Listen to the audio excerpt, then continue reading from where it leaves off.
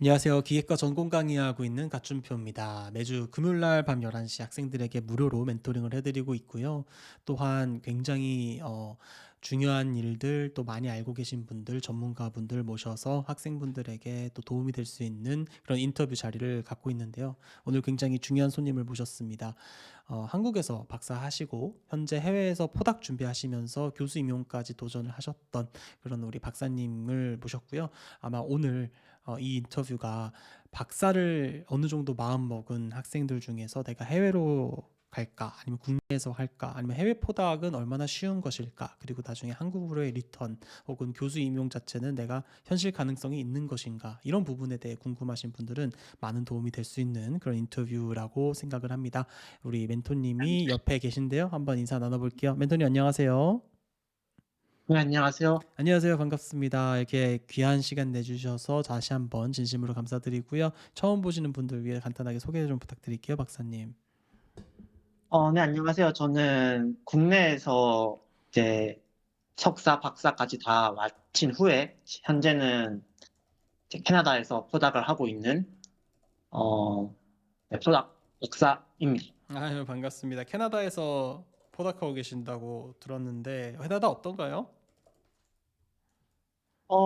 요즘에 날씨가 되게 좋아요. 아, 최고 온도가 한 26도, 27도 정도 되는데 아마 음, 한국 최저 온도랑 비슷할 것 같아요. 그렇군요. 그래서 요즘에 날씨가 되게 좋아서 출근할 때 기분이 되게 좋아요. 맞아요. 아, 그 날씨가 참 중요합니다. 독일도 날씨가 안 좋은 걸로 꽤나 유명한데 여름 되니까 그나마 좀 날씨가 쾌적하고 좋고, 한국은 거의 뭐 무슨 필리핀급으로 되게 동남아급 막 습한 날씨가 있다고 하는데 여기는 좀 그런 건 없고, 그래서 너무 좋은 것 네. 같아요. 그래서 지금 캐나다에 계시는 거고, 포닥한 지는 얼마나 되셨어요? 지금 곧 3년 차가 될 것 3년 같아요. 차. 저랑 비슷하시네요. 한 2020년도에 가셨나 봐요. 2000, 2029년? 2021년 또는 22년?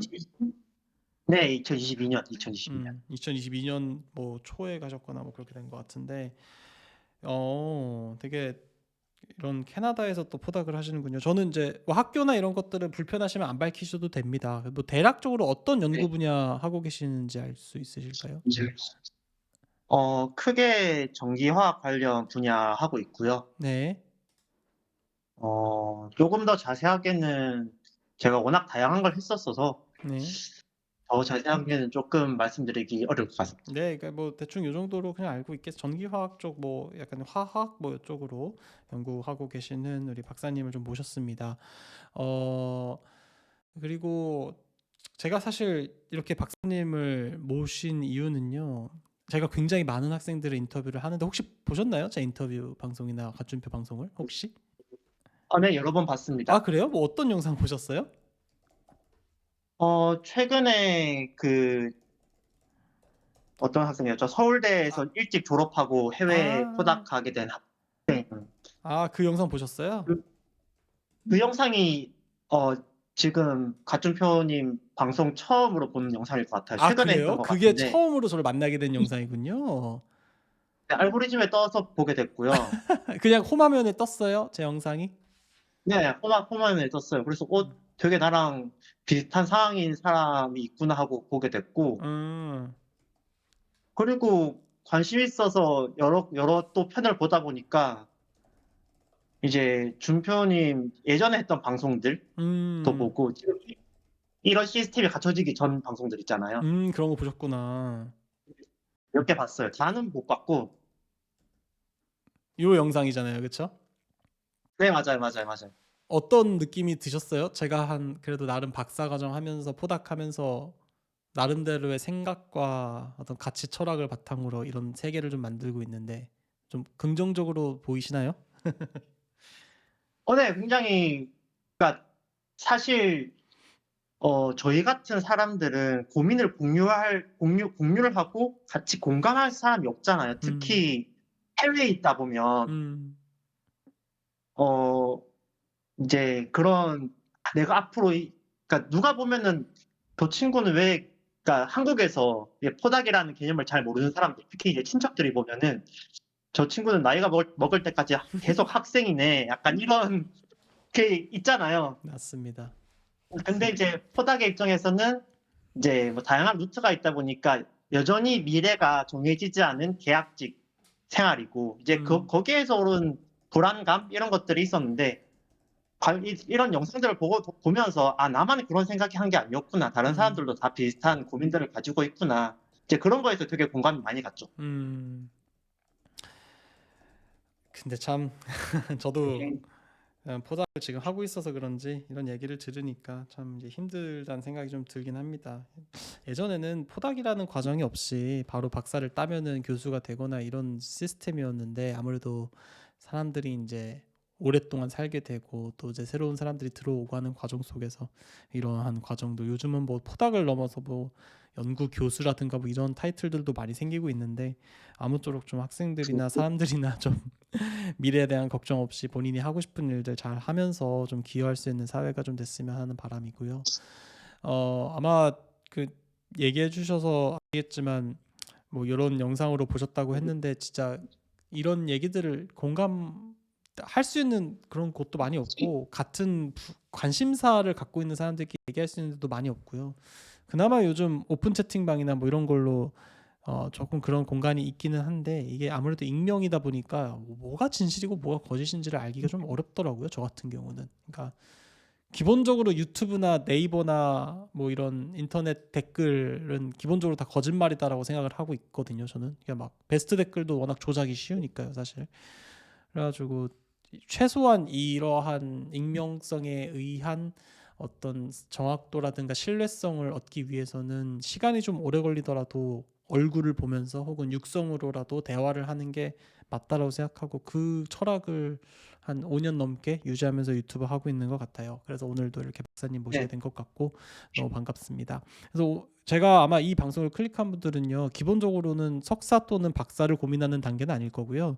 내가 대학교 3학년 또는 대학교 2학, 4학년 이쯤에서 내가 박사를 결정하긴 할 건데 뭐 학부 인턴도 한 1년 정도 했고 논문도 한두 개 있을 것 같고 영어도 꽤 잘하고 뭐 이런 상황에서 내가 박사를 지원하긴 할 건데 SPK 아니면은 자대 뭐 이런 쪽으로 이제 박사를 갈 마음 아니면 뭐 내가 좀 더 올라가서 뭐 좀 더 좋은 어떤 학교로 국내에서 석박 통합을 할지 그 다음에 이제 해외 포닥을 가거나 뭐 이런 계획이 일단 A가 있을 거고요.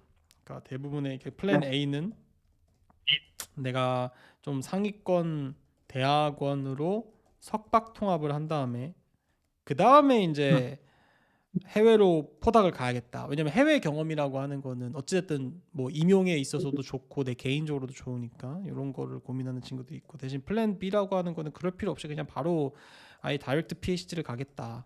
미국으로 아니면 또 다른 나라로. 뭐 세부적인 플랜 C는 석사를 국내에서 한 다음에 이제 뭐 미국이나 아니면 해외로 PhD를 하겠다. 뭐 이런 생각을 갖고 계신 분들이 좀 있을 거예요. 그래서 아마 이런 분들이 굉장히 많이 듣고 계실 것 같아서 우리 박사님께서는 대학교 때는 도대체 어떤 삶을 보내셨고 또 아마 비슷한 고민을 또 하셨을 텐데 왜 이러한 선택을 하셨으며 지금 나와본 입장에서 국내랑 해외를 비교했을 때 아 이게 어떠한 좀 차이가 있구나 이런 것들을 좀 나눠주시면 요거를 네. 고민하는 우리 친구들에게 큰 도움이 될 것 같습니다. 그래서 제가 질문할 거고요. 박사님의 대학부 생활 시절이 좀 궁금하거든요. 뭐 언제부터 대학원을 결심하게 되셨는지 뭐 혹시 그 뭐 대학교 한 2, 3, 4학년 이때 얘기를 좀 해주시면 감사하겠습니다. 우선은 처음으로 아 교수라는 직업이 굉장히 매력 음, 있구나라고 느꼈던 게 대학 1학년 때였어요. 음, 왜요? 그때 제가 뭘 했었냐면 음, 이제 제가 공부를 해서 동기들을 가르쳤거든요. 아 그래요? 칠판에 대고. 네, 칠판에 대고. 음, 빈 강의실에 혼자 그냥 애들끼리 모아가지고 가르치고 있었는데 그게 굉장히 매력이 있더라고요. 음, 생각보다 가르치는 게 굉장히 재밌는 일이구나. 음, 근데 되게 잠깐 가졌었어요, 그 생각은. 음, 교수라는 직업에 대한 매력을 잠깐 느꼈었었는데 음, 그러다가 이제 군대 전역하고 나서는 사실 별 생각 없이 그냥 학부 수업에 열중을 했습니다. 네, 그렇죠. 네, 복학하기도 했고 뭐 이것저것 살다 보니 학부 음, 수업에 열중을 하다가 이제 3학년 끝날 때쯤에 다시 한번 고민을 하게 돼요. 대학원 그러니까 살짝 정리를 하자면 그 음. 군대 전역하고 나서 한 2-3년 동안 대학 생활이 너무너무 재밌었어요. 아 대학 1 학년 그래요? 포함해 가지고. 음. 같이 공부하는 것부터 시작을 해 가지고 그냥 모든 생활 전반적인 생활 자체가 '아 인생에 있어서 이렇게 재밌을 수가 있을까?' 싶을 정도로 재밌게 했었거든요. 뭐 제가 말하는 여기서 재밌다는 건 뭐 술을 마시거나 이런 거 전혀 아니고 음. 뭐 가서 뭐 흥청망청 논다거나 이런 의미가 아니라 그냥 내가 자유롭게 내 생활 패턴을 조절할 수 있고 내가 하고 싶은 공부를 하고 이런 것들이 저는 굉장히 만족스러웠거든요. 음. 그러니까 이랑 같이 밤을 새면서 공부를 하고 막 논의를 하고 토의를 하고 "이건 이게 맞다. 저 친구는 아니다. 이게 맞다." 막 서로 논의하면서 싸우고 이제 그런 식으로 시험 공부하는 것도 굉장히 재밌었고 모든 생활 자체가 워낙 전반적으로 재밌다 보니까 음. 어 그러면은 대학교 졸업하자마자 취업을 하면 음. 적어도 30 년은 같은 회사에서 비슷한 생활을 할 텐데 음. '너는 투자해서 이런 대학 생활을 좀 더 창류해도 되지 음. 않을까?'라는 생각을 지나고 했었습니다. 그러다 보니까 다 자연스럽게 교수직이나 연구직에 관심을 갖게 되셨군요. 그냥 학교에서 생활하는 게 너무 재밌으셨으니까. 그래서 어 오 네 석사를 지원하게 된 계기는 이제 연구를 하고 싶었던 이유 반, 음. 그리고 학교 생활이 너무너무 좋아서 그 이유가 반이라고 말할 수 있을 것 같아요.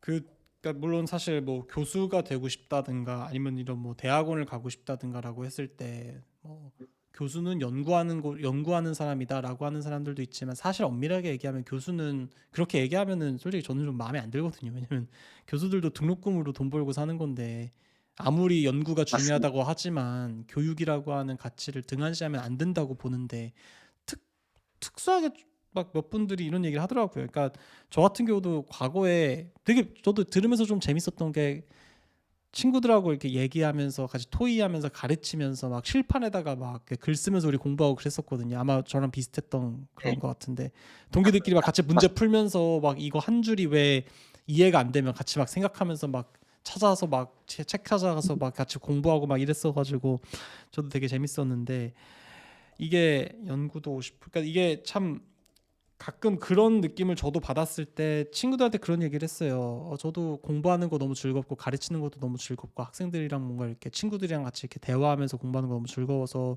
교수라는 직업을 생각하고 있다라고 얘기했었는데 그때 딱 옆에 있었던 친구가 저한테 그러는 거예요. 아니 교수는 가르치려고 하는 직업이 아니라 연구를 하려고 하는 직업이다 이러는 거예요. 근데 만약에 가르치는 게 좋으면 강사가 돼야지 왜 교수가 되려고 하냐 이런 얘기를 하는 겁니다. 그래서 제가 그럼 근데 교수들 가르치지 않냐 이렇게 물어봤는데 그냥 교수는 무조건 연구하는 곳이다 이렇게 얘기를 해버리니까 좀 사실 좀 그게 되게 전에 충격적이었던 사건이긴 했거든요. 근데 지금 와서 생각해 보면은 이게 뭔가 잘못됐구나.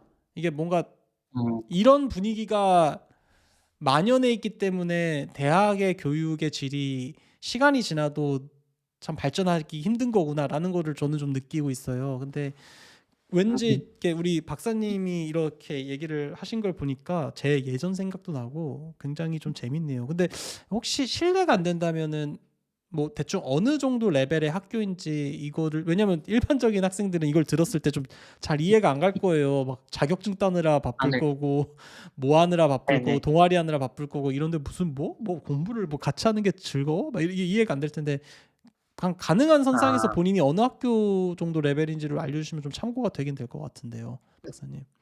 어 서울권 사립이라고 생각하시면 될 것 같습니다. 아, 그러시군요. 네. 학부가 딱 네. 거기였고, 그러니까 뭐 엄청나게 좋은 학교는 아닌 거죠. 예를 들어서 뭐 우리가 얘기하는 뭐 서울대나 카이스트나 포항공대나 뭐 이런 건 그쵸. 아니신 좋은 거죠. 학교는 아닙니다. 좋은 아, 학교는 아닙니다. 그렇죠. 아니 물론 이게 학교 레벨에 따라서 뭐 공부를 해야 되냐 말이야 이게 아니라 여러분들의 이제 참고를 위해서 그냥 어떤 사람들은 저분은 뭐 저런 사람이니까 그럴 수 이런 게 아니라는데 우리는 우리 같이 평범한 사람인데 공부하는 게 너무 네. 즐거웠고 분위기가 너무 좋았다 이 얘기군요. 같이 공부하던 그 스터디 모임이 굉장히 재밌으셨나 봐요. 어떤 모임이었어요? 사실 뭐 그러니까 그것도 모임이 막 딱 이렇게 있다기보다는 음. 그냥 동기들 있잖아요. 학부 음. 동기들. 그 친구들 그냥 시험 전날에 보통 자기 공부 웬만한 건 다 하고 와요, 보통은.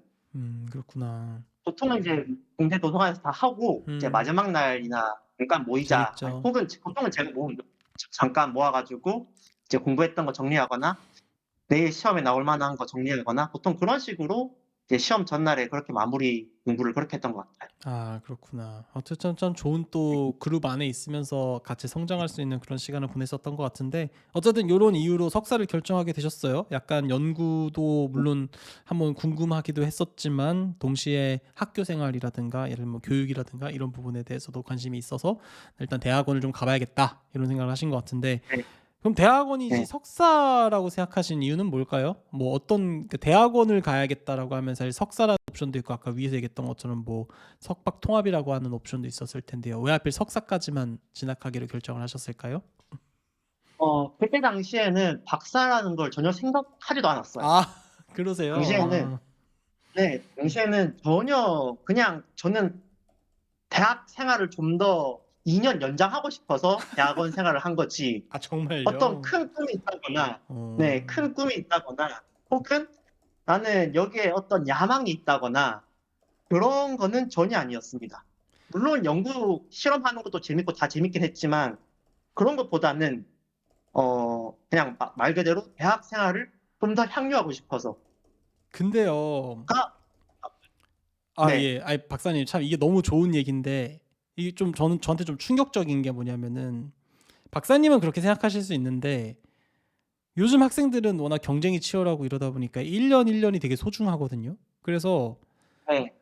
어 보통 학생들이 대학원을 갈까 그러니까 석사라고 하더라도 '석사를 할까 아니면 취업을 할까?' 이 과정에서 어떤 고민을 하냐면은 '내가 연구 개발을 하고 싶으니까 대학원을 가야겠다.' 약간 이런 목적성을 갖고 보통 석사를 지원한다든가 아니면은 '내가 뭐 네. 유학을 가기 위해서 석사를 한다든가.' 요렇게 약간 석사라고 하는 이 타이틀을 이용해서 뭔가를 하기 위한 수단으로서 대학원을 많이 선택하는 분위기가 우리나라에는 굉장히 많은 것 같은데 우리 박사님께서는 네. 그냥 2년 더 학교 다니고 싶어서라고요? 그래서 좀 잘 이해가 안 가요. 정말 그러셨나요? 네. 네. 저는 그냥 학교에 붙어 있는 것 자체가 너무 좋았어요.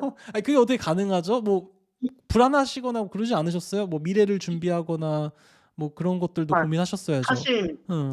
뭐 인생에 있어서 2 년이란 기간이 굉장히 길기도 하지만 그러니까요. 사람들 보면 그런 거 있잖아요. 뭐 수능도 재수, 삼수가 요즘 다 뭐 디폴트라고 하는데 음. 그런 거에 저는 별 차이가 없다고 생각하거든요. 그때 2 년이나 그 이후의 2 년이나 똑같은 동일한 2 년인데 음. 저는 그 2 년을 학위 과정을 하면서 2 년을 가질 수 있는 거니까 저는 거기에 대해서 더 큰 오히려 메리트가 있다고 생각을 했고요. 음. 두 번째로는 제가 석사를 바로 진학을 한 게 아니라 네네네. 그때 당시에도 아마 4 학년 여름방학 때 보통 학부 연구생 생활을 잠깐 했었습니다. 아 이미 좀 하셨었군요 그래서. 그리고 맛보기를 본 거죠. '대학원은 어떤 곳인가.' 그치, 그치, 그치. 네. 보통 교수님들도 학부 연구생에게 큰 기대를 하지 않으세요. 그냥 음. 학부 연구생 왔다고 하면 '그래 이제 석사나 이 기존에 있는 석사나 이제 박사 과정 학생들한테 실험 잠깐 배워 가지고 '아 실험실이 이런 곳을 하는 곳이구나.'라고 잠깐 배우고 마는 교수님들도 딱 그렇게 생각을 하고 저도 딱 그런 기대로 학부 연구생을 방학 때만 잠깐 했었었습니다. 아 그러면은 그 학부 인턴을 여름방학 때만 하신 거예요? 4 학년 2 학기 때까지도 한 것도 아니고? 네. 여름방학 때만. 아 그리고 한 달만 네. 그 자대로 가신 게 아니시죠? 딴 데로 지금 석사를 또 가셨죠? 자대로 갔습니다. 아 석사는 네. 자대로 자대로 가셨어요? 네. 아 석사는 그럼 자대로 그 갔습니다. 학 여름방학 때 했던 연구실로 가신 건가요? 네. 아 여름방학 때 하고 이제 4 학년 끝나고 이제 겨울방학부터 시작을 한 거죠. 이게 아직도 좀 이해가 안 가는 게 요즘 학생들이 얼마나 치밀하냐면요. 석학부 네. 인턴을 결정하는 그 시기에도 이게 내가 갔을 때 뭔가 얻어낼 수 있느냐. 그러니까 지금 말씀하신 건 좀 완전히 공감해요. 박사님 말씀처럼 이렇게 대학원에 대해서 그냥 알아보고 싶고 내가 대학원 잘 모르지만 이거 알아보려고 하는 게 학부 인턴이다. 어차피 교수님 나한테 별로 관심도 없고 내가 그냥 거기서 할 수 있는 거 다 배울 수 있는 거 할 수 있으니까 뭐 학부 인턴 하면서 관심 있으면 대학원 오는 거고 관심 없으면 그냥 뭐 나가서 취업하는 거고 이렇게 그냥 심플하게 생각해서 가면 되는데 요즘 학생들은 그렇게 생각하지 않아요. 더 치밀하게 보거든요. 내가 여기를 갔을 때 논문이 몇 개가 나올 수 있기 때문에 요 연구실보단 저 연구실 간다. 뭐 이런 식으로 생각하는데 그렇게 깊게까지는 생각 안 하셨던 거세요, 박사님은? 네, 그때 그 당시에는 논문 그런 거 생각도 안 하고 그냥 그저 대학교가 좋아서 조금 더 좋다 한 생각이었고 그런데 이제 방금 가점편이 말씀하신 거 굉장히 공감이 되는 게 지금 학생들은 충분히 그럴 수 있다고 생각이 들어요.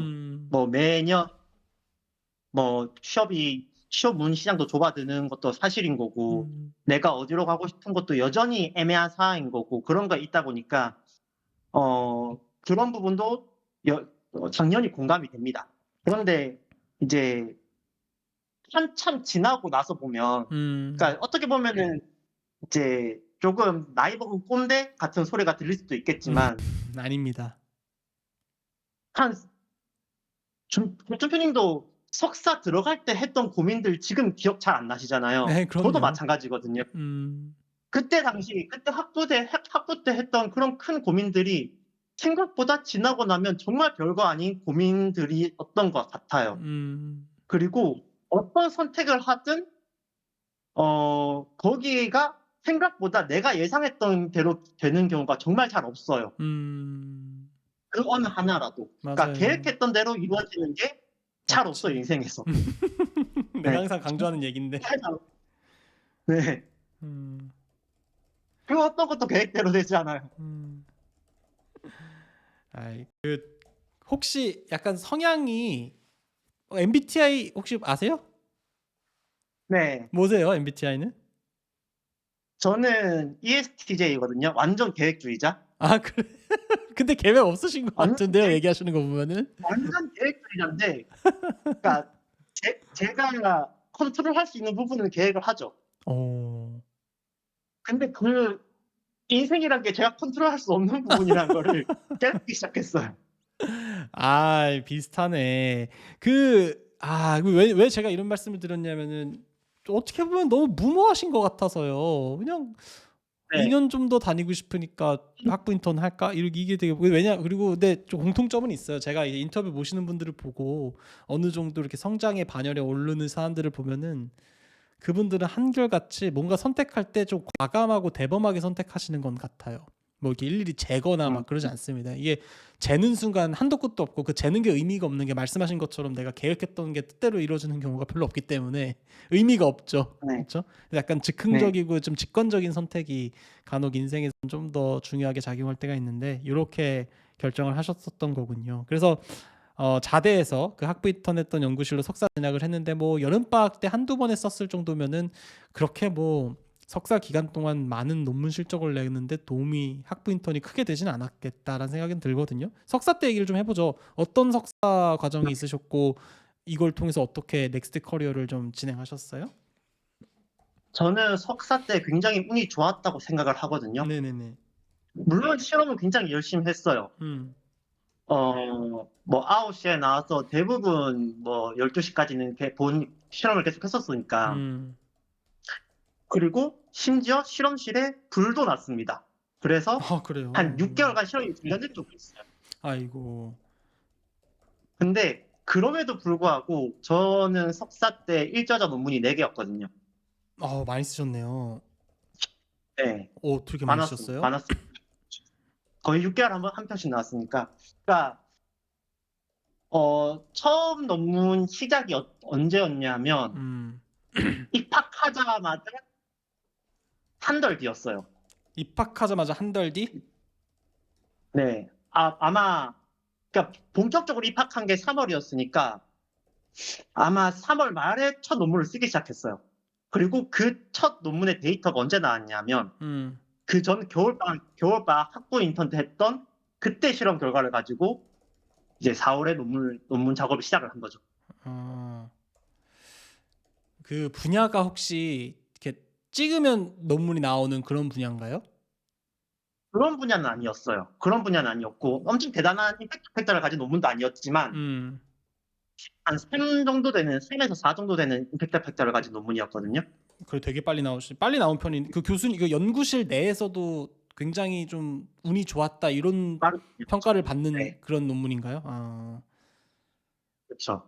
그러니까 어 빨리 나오셨네요. 그러니까 저는 항상 얘기하는 게 확실한 운은 있었어요. 그러니까 저가 음. 노리지 안 한 건 아니지만 음.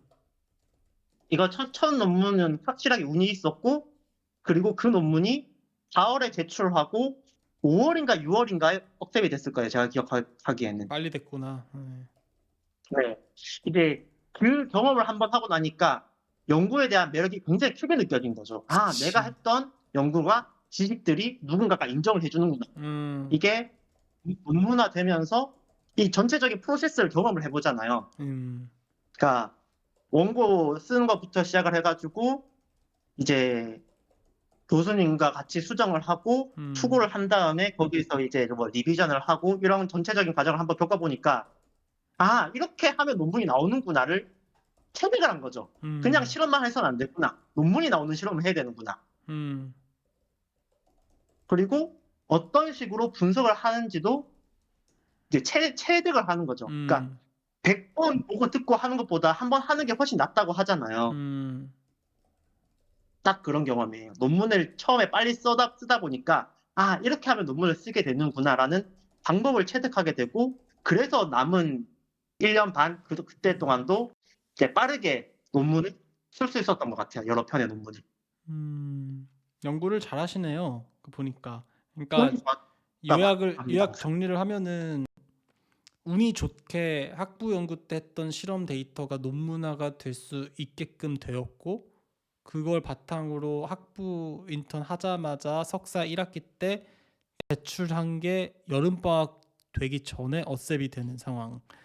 그리고 사실 연구라고 하는 거는 맨 처음에 이제 연구 아이디어 수립, 가설 설정, 실험 계획, 실험 실제 수행, 그다음에 데이터 취득, 취합, 그다음에 분석, 그다음에 이걸 바탕으로 원고 작성, 매뉴스크립트 수정 음. 뭐 등등 여러 가지 과정을 거쳐서 최종 어셉까지 하는 이 1년의 과정이 있는데 이거를 굉장히 빠르게 어쨌든 1년 안에 물론 이게 뭐 엄청나게 대단한 뭐 논문은 아닐 수도 있겠지만 그래도 뭐 임팩트 팩터 3, 4아니면은 SCI급인 거고 어쨌든 어떤 논문을 쓰는 이 1년의 과정을 한 번 이렇게 겪어봤기 때문에 이 느껴지는 거지. 이게 데이터를 요렇게 하나만 막혀도 이게 뒷내용을 모르면 이게 어떻게 될지 모르는 상황 속에서 내가 이걸 한번 경험을 해보니까 뭔가 좀 더 실험도 효과적으로 할 수 있게 되고 뭐 논문도 이렇게 쓰면 더 빨리 쓸 수 있고 이런 노하우를 체득하신 거군요, 박사님. 그럼 그때.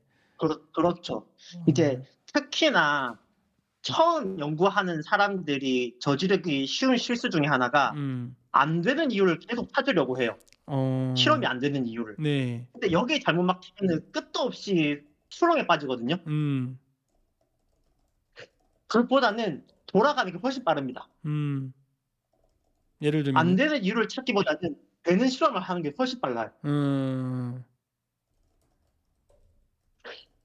그렇구나. 제가 예. 박사 과정을 하면서 이제 밑에 석사 친구들한테 항상 했던 얘기가 안 되는 이유를 찾으려고 하지 마라. 음. 어떤 논문 결과가 좋으면은 그때 그 좋은 이유를 찾으려고 해야 되지. 음. 어떤 논문 어떤 뭐 재료들인가 이런 거에 대한 실험 내용이 안 좋은데 이거에 대해서 안 좋은 이유를 찾으려고 하면 넌 여기에 계속 막 잡아먹힌다. 이 데이터에 잡아먹힌다. 음. 항상 그런 얘기를 했던 거거든요. 음. 이게 사실 이 부분에 대해서는 뭐 저는 사실 100% 동의하기는 어려운데 약간 음. 어떻게 생각할 왜냐하면 저는 그렇다고 해서 또 우리가 되는 연구만 하는 거는 또 의미가 없다라는 생각이 들 수도 있기 때문에도 그런 건데 사실 이게 어떻게 의미가 들리냐면은 그 박사님이 그렇다고 해서 무조건 쉬운 연구만 하라 이런 취지로 얘기한 게 아니라 제가 봤을 때 이걸 좀 정확하게 제가 이해한 바를 말씀드리면은 우리가 논문을 많이 쓰기 위해서 할 수 있을 법한 쉬운 그런 연구만 해라라는 취지로 말씀하신 게 아니라 연구를 하다 네. 보면은 되는 실험이 이상한 거거든요. 제 경험으로는 이게 되면 이상해. 네 뭔가 맞습니다. 안 돼야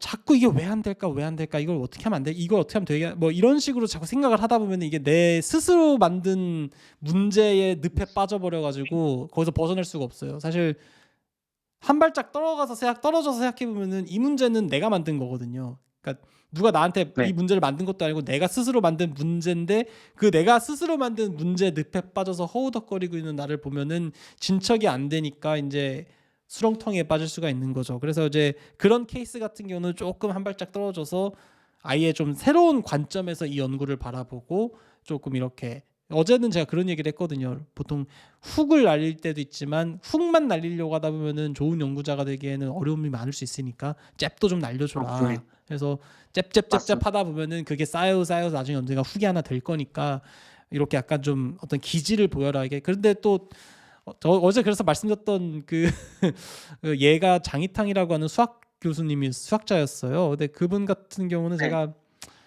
참 그냥 어려운 것 같아요. 그래서 존경하는 거죠. 어떻게 보면은 그렇게 뚝심 음. 있게 자기가 풀고 싶은 문제 하나를 끝까지 짚고 이렇게 물어질 수 있을까라는 부분에 대해서는 참 너무 감사하고 너무 존중하고 참 그러는데 하여튼 요런 취지에서 말씀하신 건 맞죠, 박사님? 그러니까 되는 것만 한다 이게 맞습니다. 아니라 네. 그쵸? 이거죠. 네, 저는 그렇게 네. 이해를 했어요. 네. 네. 아 근데 되게 그래도 훌륭하시네요. 논문을 그래도 어떻게 4개를 석사 때 막 6개월에 하나씩 쓰셨어요. 어떻게? 아닙니다. 이게 운이 누가 좋았죠. 도움을 많이 준 건가요? 사람들이? 뭐 당연히 어 그러기도 했겠지만 저도. 네, 당연히 이제 교수님 도움도 많이 받았죠. 음. 받았고 그리고 그 영문 교정도 많이 받았고 당연히 이제 그쵸, 그쵸. 그때는 GPT 이런 거 없었으니까. 예, 영문 교정 당연히 많이 받았었고 다만 이제 그런 특히 저는 논문을 쓸 때는 관련된 논문을 굉장히 많이 읽거든요. 음. 그러니까 처음 아마 대학원을 가게 되면 보통 하는 것들이 논문 읽기잖아요. 그래서 네. 선배들이 계속 논문 읽기 필이잖아요. 음. 제가 했던 방법 중에 하나는 특히 선배들은 리뷰 논문을 되게 많이 주세요. 음. 몇백 장 되는 것들. 음.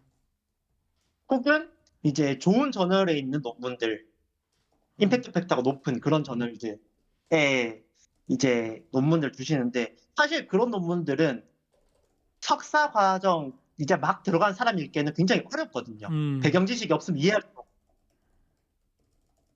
그래서 제가 했던 방법은 최대한 쉬운 논문을 많이 읽자였어요. 음. 일리 그래서 있네요. 아까 얘기했던 그런 임팩트 팩터 3-4 짜리 논문들을 거진 한 100에서 200편 정도는 읽었던 것 같아요. 저 논문을 음. 쓰면서. 음.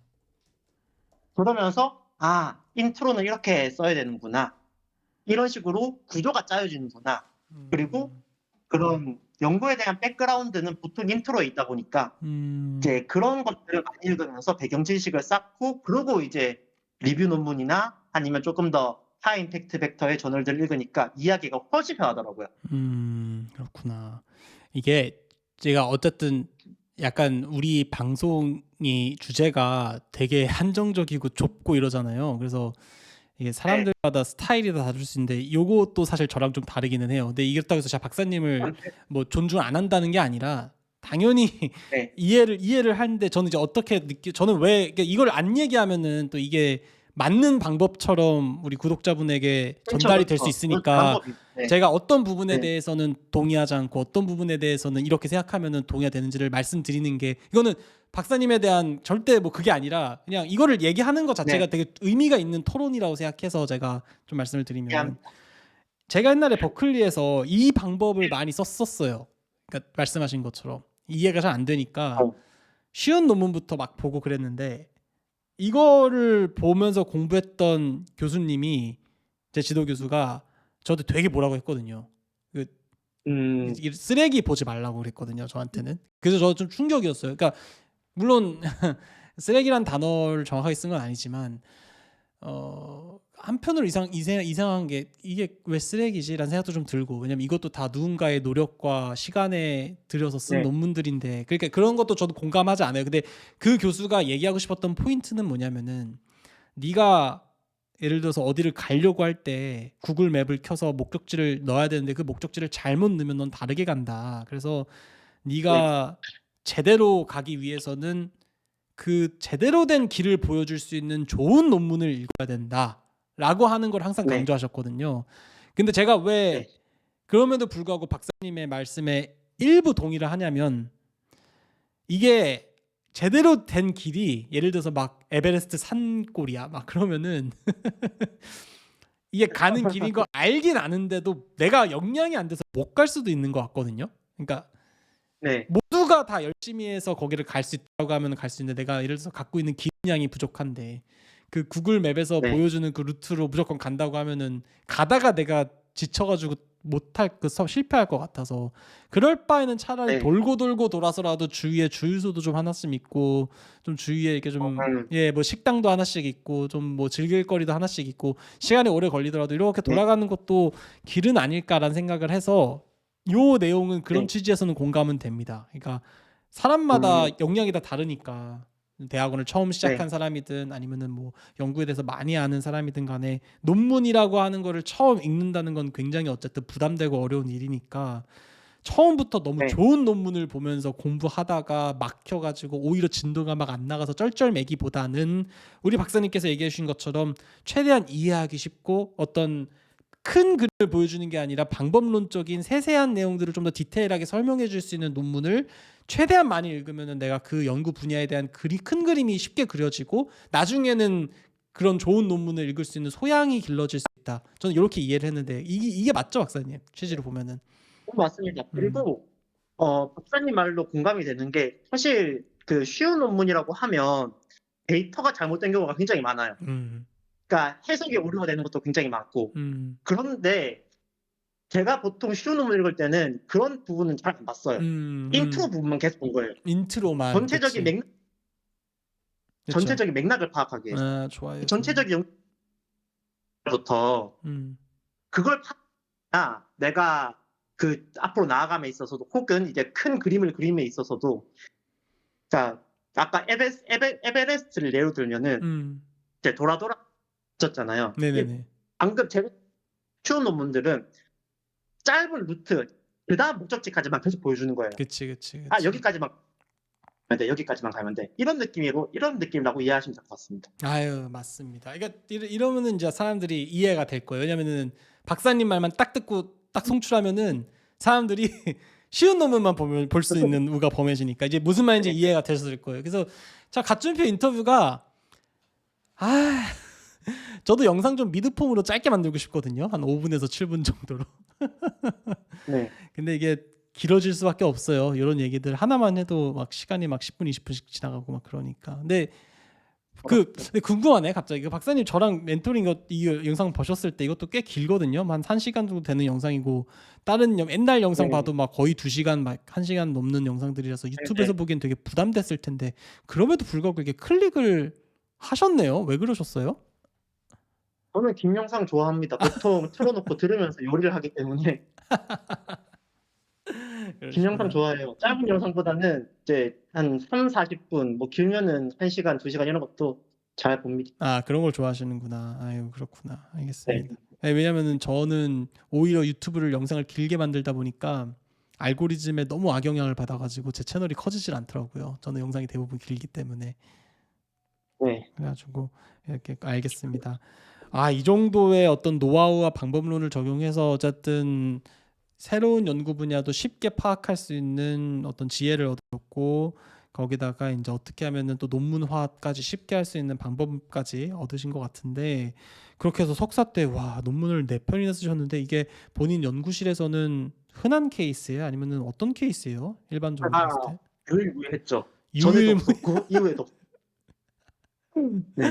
유일무이했다. 아유. 그러니까 이것도 사실 상대적인 비교니까 만약에 본인 연구실에서 너도 나도 다 3개씩 쓴다 이러면은 그렇긴 하는데 이게 흔하지 않죠. 이게 하지 않죠. 네. 아마 제가 봤을 때 제가 나왔던 고려대학교 연구실에서 석사했던 연구실에서도 제가 석사 때 논문을 주저자 4편, 공저자 1편 써서 5편을 썼는데 유일무이했을 거예요. 이게 제 생각에는 네. 네.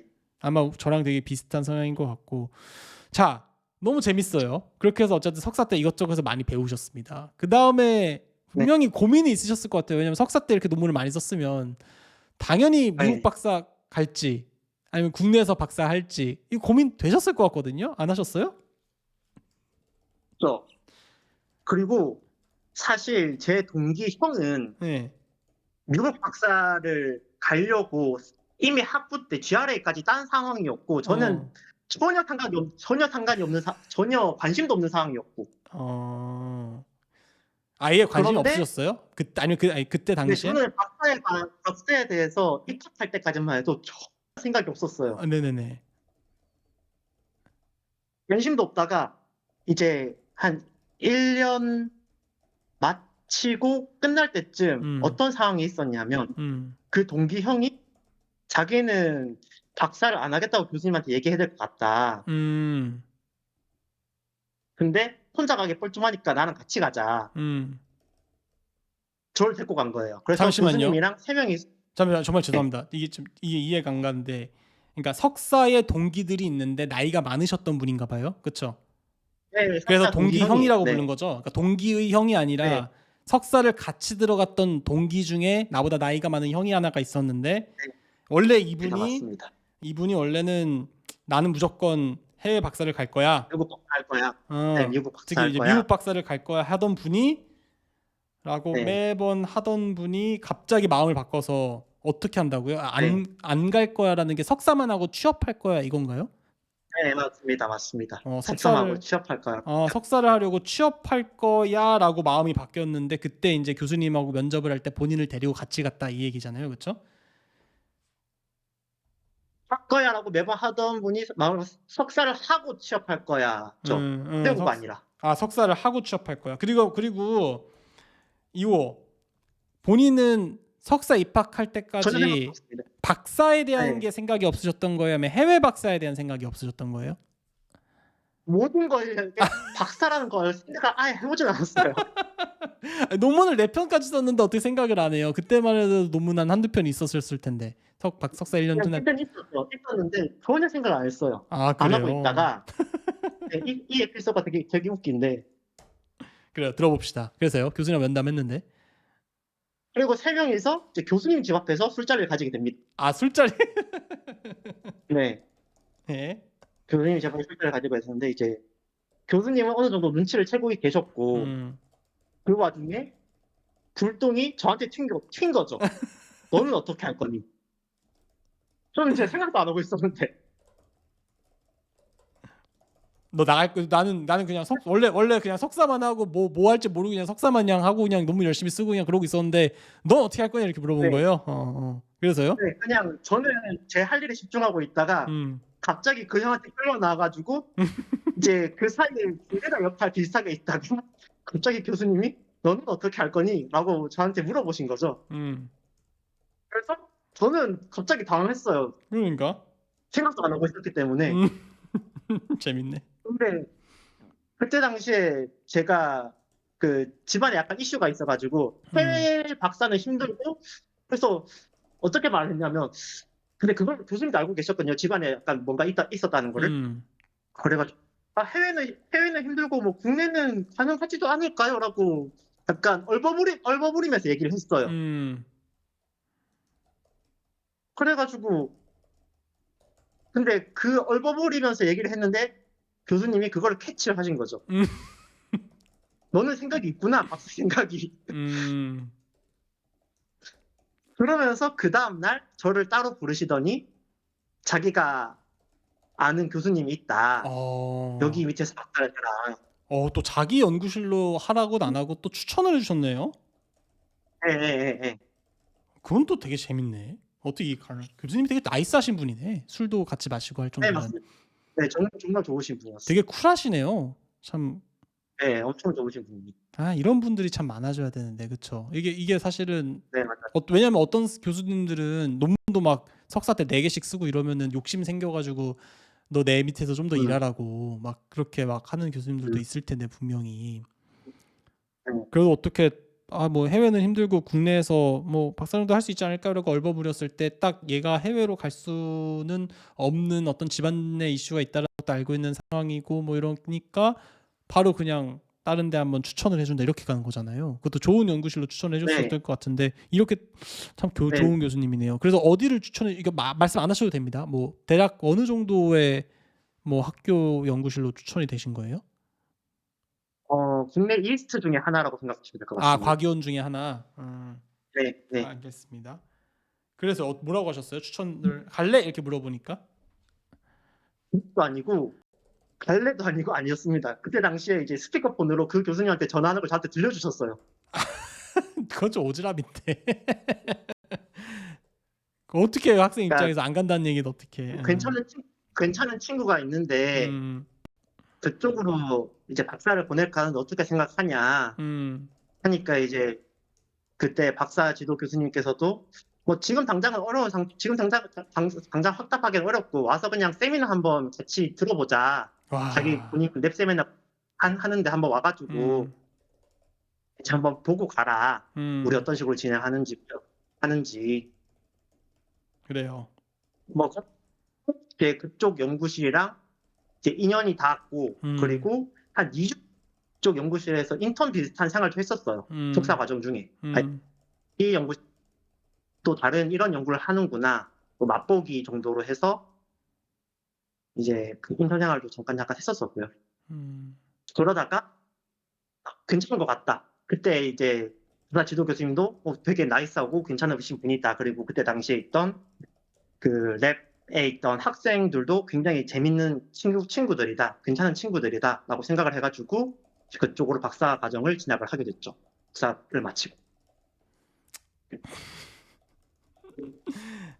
별로 이렇게 삶에 있어서 계획을 잘 안 하시는 분 아니세요? 약간 어떻게 보면은 그러니까 제가 장난으로 얘기한 거고 뭔가 결정 자체가 굉장히 빠르시네요. 약간 보니까 그쵸? 그쵸. 그런 건 있죠. 음, 근데 이게 맞는 것 같아. 이게 어, 무슨 우리가 소설이나 뭐 역사에서 보는 것처럼 무슨 저 역사도 그렇게 될 건 아닌 것 같은데 뭐 무슨 뭐 영웅이 한 3일 정도 밤을 지새우며 엄청나게 고뇌와 고민하는 시간 후에 이거야 이러면서 결정하는 게 아니라 그냥 결정을 이미 내린 그런 게 사실 우리한테도 많은 것 같아요. 이렇게 삶을 살다 보면은 이게 어떻게 보면은 교수님이 추천해 줄까 뭐 아니면은 뭐 갈래 말래 레미나 할래 세미나 할래 말래 이런 것도 사실 어떻게 보면은 모르겠네. 이거를 거절할 수 있는 상황도 아니었을 것 같기는 해요. 만약에 그러니까 어차피 네, 본인이 네. 해외라든가 이런 데로 가려고 했었던 마음이 있었으면 아 죄송합니다 제가 좀 힘들 것 같습니다 이렇게 얘기할 수는 있었을 것 같긴 한데 그런 것도 아니었고 그냥 아무것도 결정 안 된 이런 상황이라고 한다면은 이렇게 그냥 이렇게 어, 슥 분위기에 휩쓸려서 결정이 됐었을 것 같기는 할 것 같은데 뭐 이게 우리의 삶이죠 뭐 이렇게 돼서 결정도 하고 어딘데, 근데 저도 항상 얘기하지만 운이 좋았다고 말을 하는 게, 음, 그러니까 또 때도 첩부 연구생이라는 약간 맛보기 과정이 있었고, 음, 지금 여기도 그 다음 이제 박사 과정으로 가는 데 있어서 랩 세미나라는 또 맛보기 과정이 있었잖아요. 음.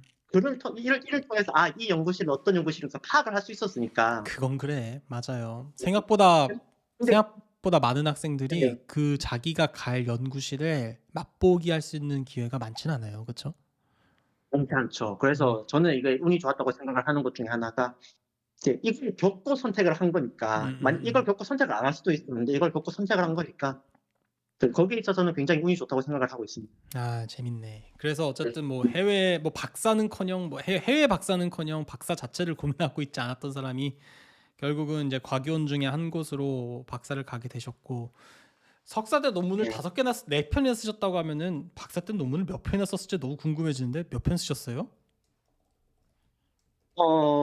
오히려 많이 쓰진 못했어요. 음. 한, 한 6편? 아, 많이 쓰셨네요. 다 주저자 얘기하시는 거죠? 주저자 기준으로 6편 정도 쓴 것 같고, 음. 공적 포함하면 좀 더 되고요. 그렇죠. 아, 어마어마하게 쓰셨네요. 어떻게 6편 주저자를 박사 때. 이게 참 그런 것 같은데 한국에서는 많이 쓰더라고요. 이제 한국에서 박사한 동기들 보니까 많이 쓰고 졸업을 하는데 대단하시네요. 네. 예. 왜 박사 시절 얘기 좀 해주세요. 어떠셨어요? 그래서?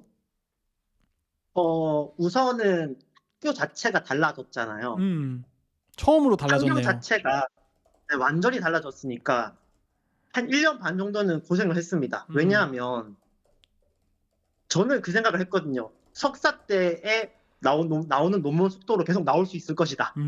아니랬던 거죠. 절대 그럴 수가 없는데.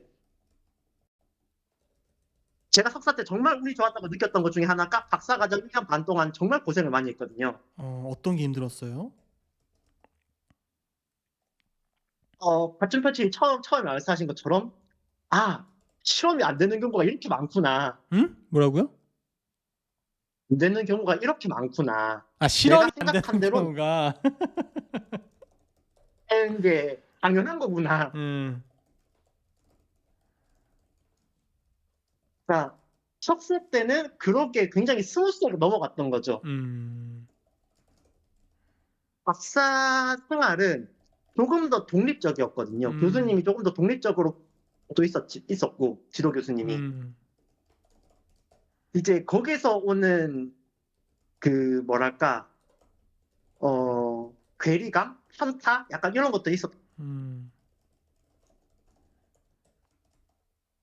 분석하는 것도 그렇고, 제가 조금 더 빨리 분석하고 싶은데, 그런 속도가 안 나오는 것도 조금 불편했던 것 중에 하나고, 그리고 이 생활 자체도, 그러니까 웬만한 대학가들은 대부분 이제 근처에 뭐 대학가들이라고 있잖아요. 뭐가 잘 없어요. 대부분 다 시골에 있고. 이제 그러다 보니까 석사 생활 굉장히 재밌게 했거든요. 동기들하고 굉장히 재밌게 잘 놀고. 근데 주변에 놀 게 없으니까 뭐 밥이 맛있는 것도 아니야. 이거 참 그런 데서 중요해요. 그쵸? 그러니까 학교만 덜컥 지어놓으면 뭐해? 뭐 주위에 뭐 아무것도 없는데.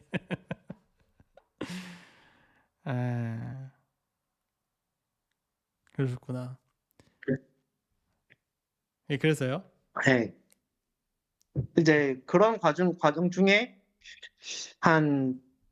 처음에 계속 고생을 하다가 이제 그 고생한 것들을 이제 잘 긁어 모아가지고 이제 처음 논문이 나오고 그리고 이제 이것저것 교수님께서 해보라는 것들도 많았어요. 뭐 인공지능을 도입을 해봐라 라던가 뭐 이걸 해보는 건 어때? 뭐 아이디어를 몇 개를 주신 거죠. 근데 이제 몇 개 쳐내고 내가 할 수가 없는 부분이다. 이거는 할 수 있을 것 같다. 뭐 이런 것도 가지고 그렇게 해서 이제 여러 분야를 더 많이 확장을 할 수 있었던 그런 계기가 되지 않았나. 석사 때보다 연구 주제가 확 커졌거든요. 그리고 또 중요한 것 중에 하나가 도 그랬고 박사과정 때도 그랬고 한국에서 석사 박사를 하면서 가장 크게 느낀 장점이라고 생각하는 게 과제 제안서를 많이 써보는 거. 어찌됐든 한국어로 된 과제 제안서잖아요. 그리고 그거가 심사위원들도 한국인들이고 그리고 언젠가 뭐 교수가 된다거나 아니면은 그 국내에 있는 정출연에 간다거나 해도 과제 제안서를 똑같이 쓸 것이고 그런 점에 있어서는 저는 갑자기 주제가 조금 넘어왔지만 해외에서 박사를 하신 분들보다는 조금 더 국내에서 박사를 한 사람이 이득이 있을 거라고 생각을 하거든요. 제가 이 부분에 대해서 좀 말씀을 드리면 궁금한 게 있는 게 교수님들이 제안서를 안 쓰세요? 저는 알고 있습니다. 저는 알고 있으면서 답변을 약간 그냥 제가 항상 이렇게 제가 질문을 드리는 거는 박사님께서 오해하실 수도 있는데 구독자분들이 이렇게만 하고 쓱 가면요 굉장히 표면적으로 1차원적으로 이해하시더라고요. 네. 이렇게 되면은 정말 좀 그러니까 우리랑 사고 방식을 좀 그러니까 이게 여러분들 구독자는 아닐 수도 있는데 이게 처음 보는 사람들은 어떤 오해를 할 수 있냐면은 정출연 가려고 하면 국내 박사가 좋구나 이렇게 이해하더라고요. 이렇게 얘기하면. 그러니까 우리 구독자님들은 아닐 수도 있는데 일반 사람들 이렇게 보면은 그래서 제가 이걸 무조건 짚고 가야 돼요. 그러니까 저는 이거랑 생각이 좀 다르기도 하고 어느 정도 조금 이제 공감되는 부분도 있고 알고 있는데 그냥 제가 한번 확인 차원에서 좀 박사님께 여쭤보고 싶은 게 그러니까 결국 국내 대학원에서 대학원 생활을 하게 됐을 때 장점은 국내 제출하는 과제 제안서를 많이 써보는 기회를 가질 수 있다는데 그럼 제가 이제 당연하게 드는 생각이 교수님께서 과제 제안서를 아예 안 쓰는 건지 그게 좀 궁금하거든요. 네. 학생들이 쓴다고 하니까. 교정을 많이 하시죠. 그러니까 논문을 교정하는 거랑 비슷해요. 음, 오리지널 드래프트는 이제 뭐 박사 과정이나 포닥 과정들이 하는 거고 그거를 이제 보통 수정을 하죠. 수정하고 이런 이미지는 고쳐야 되고 뭐 이런 식으로 생각을 하시면 될 것 같습니다. 그러니까 그게 좀 다른 것 같아요. 저는 이제 미국 DOE나 이런 데서 아니면 날파나 이런 데서 이제 써봤는데 이게 교수님 스타일마다 다르거든요. 어떤 교수님은 음, 학생들이 다 만들어 온 거를 수정하는 그러니까 미국도 똑같아요. 사람마다 다른 것 같다면 한국도 똑같을 거예요. 한국에서도 교수님이 미를 쓰고 맞습니다. 필요한 부분을 이렇게 부탁하는 사람도 있을 거고 저는 그 두 가지 교수님들을 모두 경험을 해봤거든요. 근데 뭐 장단점이 있죠. 근데 저는 봤을 때 그런 거 있잖아요. 교수님이 일단 큰 그림은 다 그리고 내가 지금 이 큰 그림의 완성을 위한 퍼즐이 있는데 네가 이 퍼즐 좀 구해다 줄래? 이러면은 이제 우리는 이제 이쪽 분야에 대해서 피규어당 뭐 이렇게 글 같은 거 적어서 주고 요렇게는 네. 하는데 생각보다 많은 국내 대학원생들이 아예 백지서부터 처음부터 끝까지를 다 대학원생이 한 다음에 그걸 마지막에 교수님이 검토하는 경우도 있다라고 저는 알고 있어서 이게 네네. 반드시 본인의 연구실의 얘기는 아니겠지만 그래도 본인 그 박사님도 어쨌든 주위에서 듣고 보고 한 게 있으실 테니까 한국은 좀 분위기가 네. 어때요? 학생들이 다 하는 그러진 편이에요? 않습니다. 그러진 않아요? 지금 제가 지도 교수님도 저는 박사 지도 교수님이랑 성향이 비슷한 편인데 지금 음, 여기서도 제안서를 썼으니까 보통은 완전 백지는 너무 어려워요. 완전 백지에서 제안서를 쓰는 거 굉장히 어렵고 그러니까요. 네. 보통은 예전에 했던 그런 제안서 양식이나 내용들이나 혹은 제안서 억셉됐던 그런 것들을 같이 주십니다. 참고해서 써봐라 이렇게 하는 전혀 거겠죠. 네네. 참고용 자료를 무조건 참고용 자료가 없으면 쓸 수가 없어요. 맞아요, 맞아요. 어떻게 쓰는지 전혀 모르는데 그럼요. 이제 네, 그런 걸 보면서 이건 이렇게 쓰는 거구나 하고 파악을 하기도 하고 그리고 보통은 혼자 전입으로 맞지 않습니다. 파트별로 맡아서 그거를 결합해 가지고 나머지 한 명이 이제 정리를 하는 시기로 진행이 되지 그러니까 뭐 물론 부담은 있지만 엄청나게 막 부담이 있다거나 그러진 않아요. 그렇군요. 그러니까 이게 어떻게 보면은 이런 것도 다 교육의 일환이라고 생각하면서 약간 학생들과 같이 일을 하는 그런 교수님의 그 지혜인 것 같고요. 네. 어쨌든 그 해외에서 박사한 분들보다 국내 박사에게 장점이 될 수 있다. 요 포인트는 뭐냐면은 뭐 많이 해봤던 사람이 잘하는 거라고 하긴 힘들잖아요. 사실 잘하는 거랑 많이 해본 그 경험이 있는 거랑 또 다른 얘기니까. 그러나 그럼에도 불구하고 국내에 있는 연구 제안서는 어쨌든 국내에 계신 교수님들과 그 국내에서의 어떤 문화가 굉장히 또 선택되는 데 있어서 중요한 교류 요소이기 때문에 아무래도 국내 제안서를 많이 써보고 그런 경험이 많은 분들은 이런 것들을 경험해보지 않은 해외 박사 분들에 비해서는 당연히 장점으로 볼 수가 있겠네요. 이거는 뭐 굉장히 이해하기 쉬운 부분인 것 같고요. 근데 아까 얘기했던 것처럼 그러니까 많이 써봤다고 해서 잘하는 건 아니다. 그렇지만 국내라고 하는 특성상 이걸 써봤다는 거 분명히 큰 장점이나 경험이 될 수 있기 때문에 이런 것도 한번 하나의 고려 요소가 될 수 있다. 정도로만 한번 정리를 좀 해보면은 될 것 같습니다. 아유, 되게 그리고 네, 하나 말씀하십시오. 첨언하고 싶은 것 중에 하나가 지금 한국에서 썼던 제안서 경험이 여기에서 쓰는 제안서에도 굉장히 도움이 많이 되더라고요. 그렇죠. 해외에서 쓰는데도 그렇죠. 네. 그게 왜 그러냐 하면 제가 만약에 해외로 바로 박사 과정으로 와 가지고 제안서를 써라라고 제안을 받았다면 교수님한테서 "너 제안서 한번 써 봐."라고 이제 지시를 받았다면 굉장히 어려웠을 것 같거든요. 그러니까 써 보지도 않은 건데 그걸 심지어 영어로 써야 돼. 그게 굉장히 부담돼서 다가올 것 같은데 아무래도 그런 써 봤던 경험이 있으니까 거기에 대한 이게 뭐랄까 자신감이라고 해야 할까요? '난 그치. 이거 한번 써 봤어. 난 이걸 몇 번 써 봤어.' 이런 것들이 있으니까 교수님이 시켜도 그럼 내가 써줄 수 있지. 약간 이게 되는 것 같았어요. 제가 그쵸. 처음에 와서 제안서를 여기 쓸 때. 맞아요, 맞아요, 맞아요. 그게 어쨌든 교수님이 굉장히 또 많이 트레이닝을 시켜주신 거죠, 이게. 그리고 영어로 바뀐 거 네네. 외에는 사실 기본 골치는 비슷하니까요, 그렇죠? 맞습니다. 대단하시네요. 아유, 그래도 이렇게 또 좋은 관점에서 얘기를 해주셨는데, 그래도 그러면 요 얘기를 한번 해보죠. 뭐 박사 때는 어쨌든 이렇게 논문도 많이 쓰시고 처음엔 좀 힘들었지만 이것저것 하면서 확장하면서 또 잘 준비하면서 졸업할 수 있으셨을 텐데, 지금은 이제 해외 포닥을 계시단 말이에요. 그래서 해외에서 박사하는 친구들도 많이 보셨을 텐데, 이렇게 해외에서 박사한 친구들도 보고 나니까 그때서야 느끼는, 그러니까 딱 요 지금 아까 이제 제안서 같은 경우는 하나의 예시고, 이거 외에도 네. 국내 박사와 해외 박사를 내가 좀 동시에 직간접적인 경험을 해보니까 느꼈던 차이 또는 고려해야 될 것들, 뭐 중요도 순으로 좀 얘기해 주신다면요. 첫 번째로는 이게 지금 현재 제가 있는 곳의 특징일 수도 있어요. 그러니까 일반화기가 항상 그렇죠? 어렵다는 거는 좀 네. 감안해 주시면 좋을 것 같고요. 제가 그냥 보고 겪고 느꼈던 것만 조금 말씀드리면은, 음.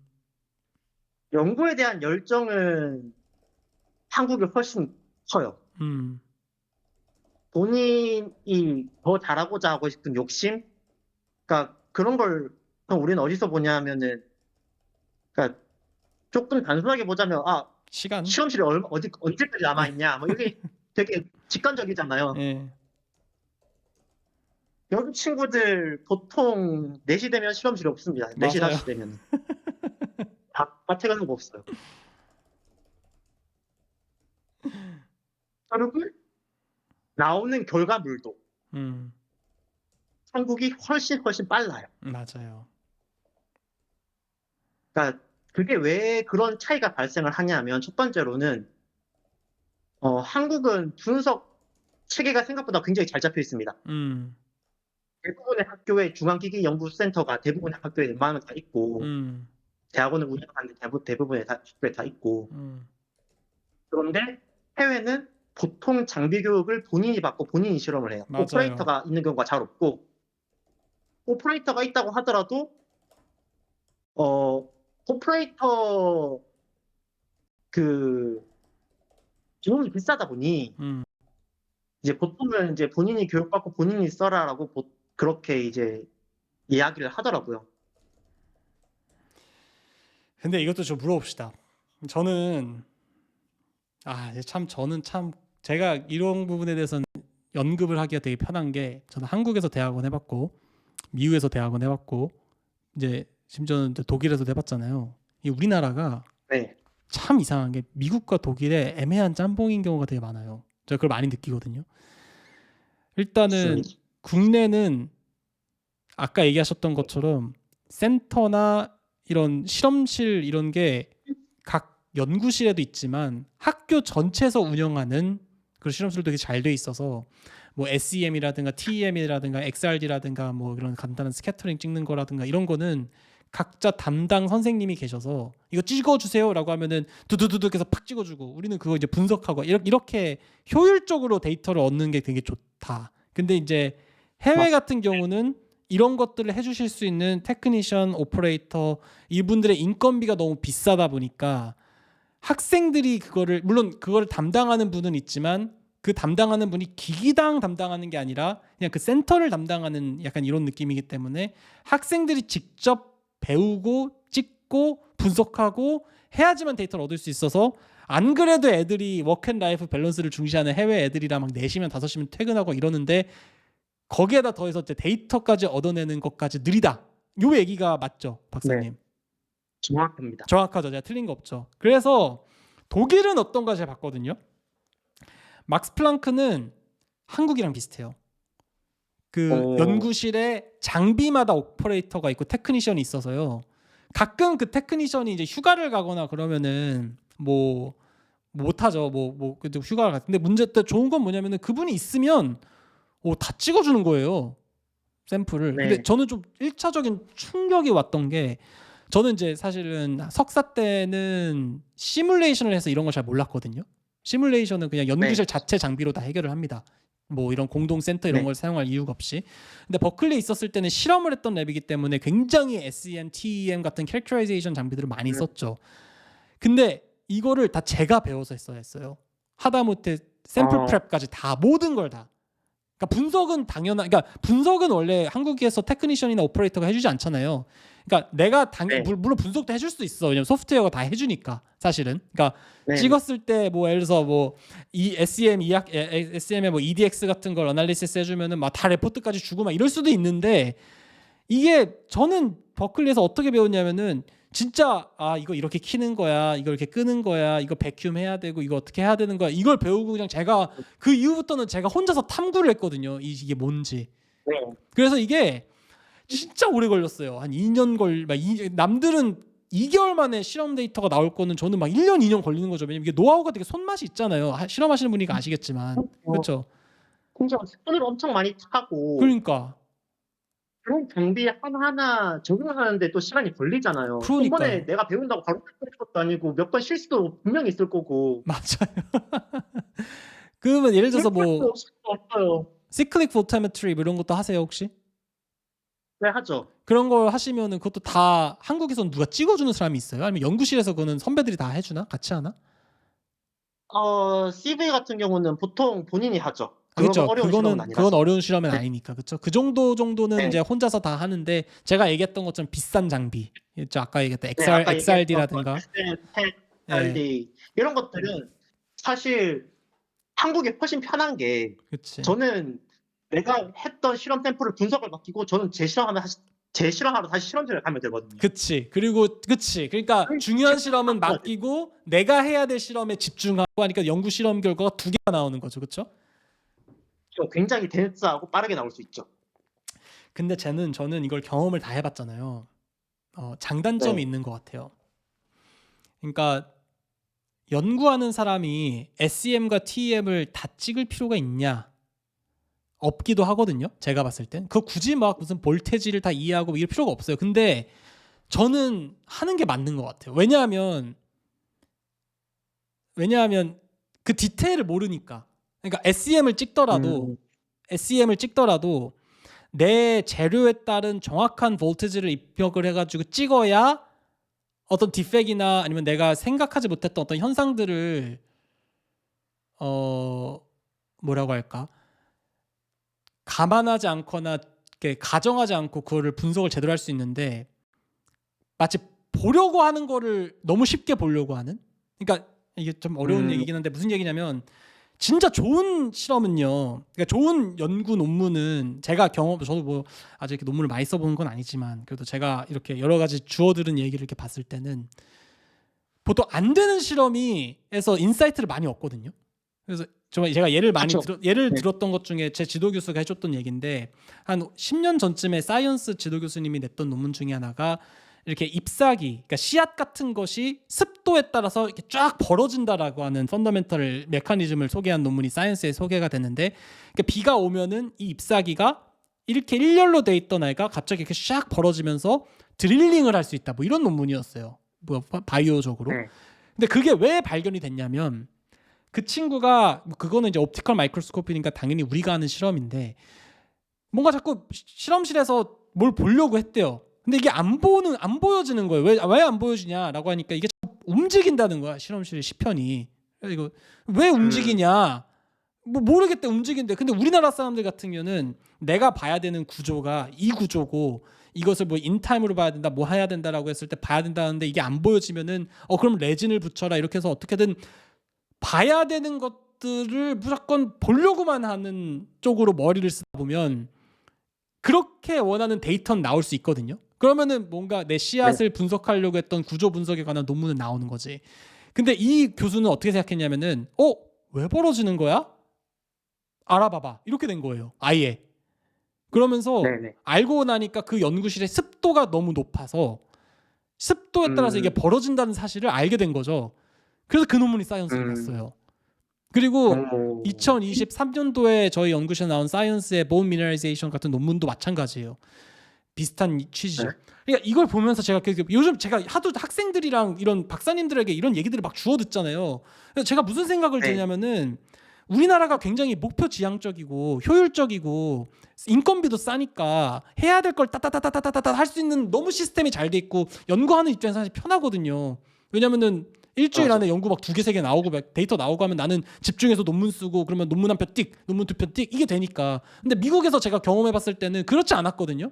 한 1년 정도는 계속 SEM만 보고 막 TEM만 보고 그래서 내 친구들은 STM, TEM만 주구장창해요. 이제 그러다 보면은 3년, 4년쯤 지났을 때는 전문가가 돼 있는 거죠. 죄송합니다. 박사님 모셔놓고 제가 말을 너무 많이 해서. 근데 아닙니다, 아닙니다. 이 얘기를 꼭 드리고 싶었던 게 예를 들어서 아까 SEM 같은 경우도 그냥 테크니션한테 맡겨놔가지고 내가 이거 보고 싶은데 이 정도의 매그니피케이션으로 이 정도의 뭐 구조를 찍어서 주세요라고 하면은 기가 막히게 찍어주겠죠. 오퍼레이터나 테크니션이. 근데 제가 봤을 때 포인트는 그거예요. 만약에 조그만한 세팅이라도 그러니까 내가 감지하지 못한 그 미세한 세팅을 커뮤니케이션 오류로 서로 이해하지 못한 상황에서 데이터를 받게 됐을 때는 그 데이터에 대한 정확한 분석이나 그거에 대한 인사이트를 학생들이 어떻게 받을 수 있냐는 거예요. 그게 사실 제가 이번에 사이언스를 썼을 때 발견했던 그 나노파이버도 다 제가 찍은 건데 그때 그게 왜 중요했냐면은 볼테지가 너무 높았었어요 처음에.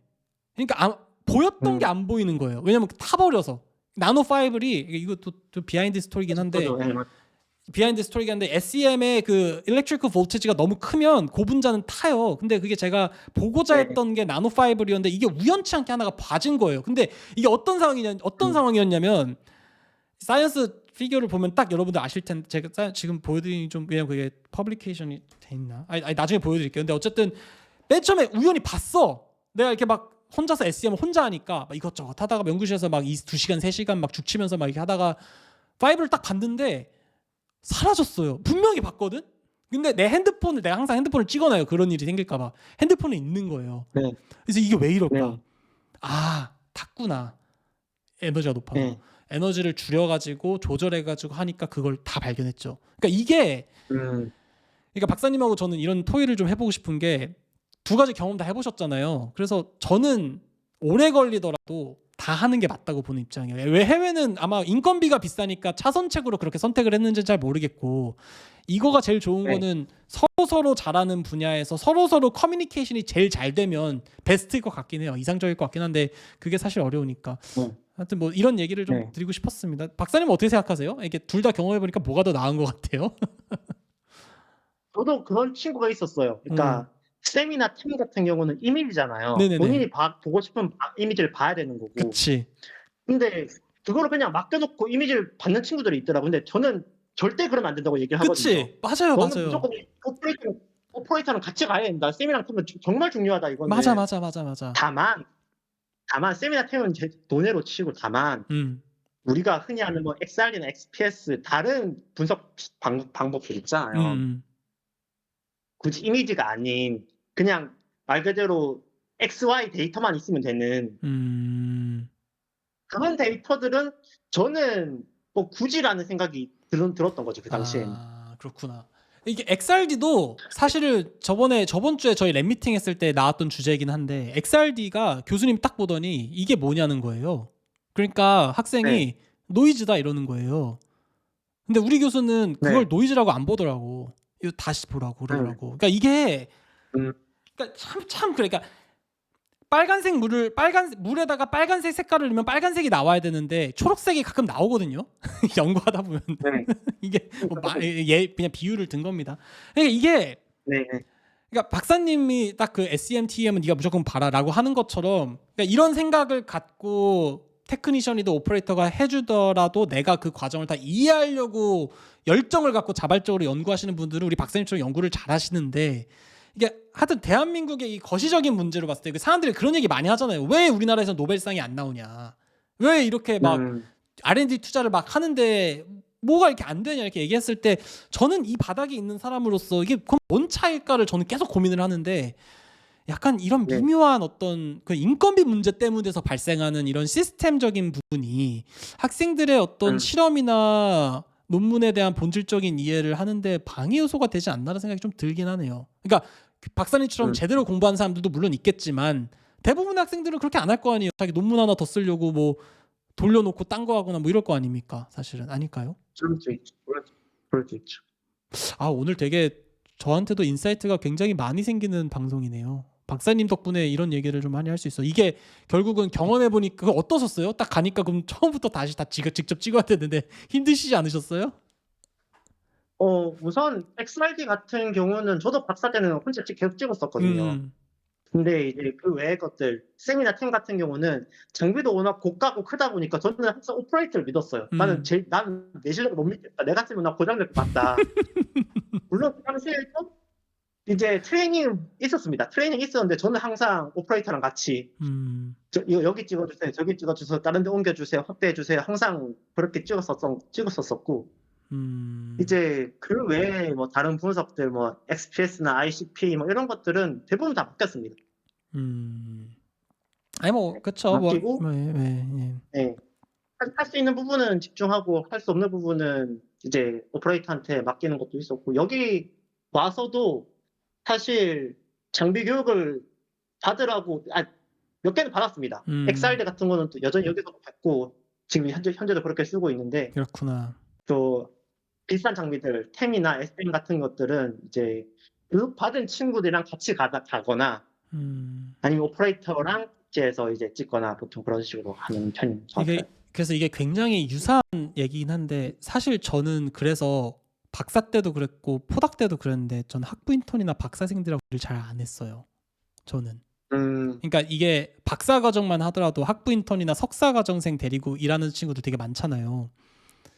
뭐 저도 그렇죠. 논문 쓸 때 일하고 있어요. 학부 인턴이 하도 일하고 싶다 그래서 한 두세 명하고 같이 일해가지고 한 경우도 있고 하긴 한데 그거는 이제 교육적인 측면에서 경험을 해봐야 된다고 하니까 저는 해봤던 거고 네. 막스 플랑크에서 포닥을 할 때 교수님들이 저한테 너 뭐 비지팅 스튜던트나 뭐 리서치 인턴 좀 붙여줘야 되냐 이렇게 물어봤을 때 저는 그냥 거절했거든요. 그러니까 저는 그 이유가 네. 뭐냐면은 논문을 빨리 많이 쓰려면 그 붙여주면 좋아요. 무슨 말인지 아시죠? 그렇게 같이 일하면 좋잖아요.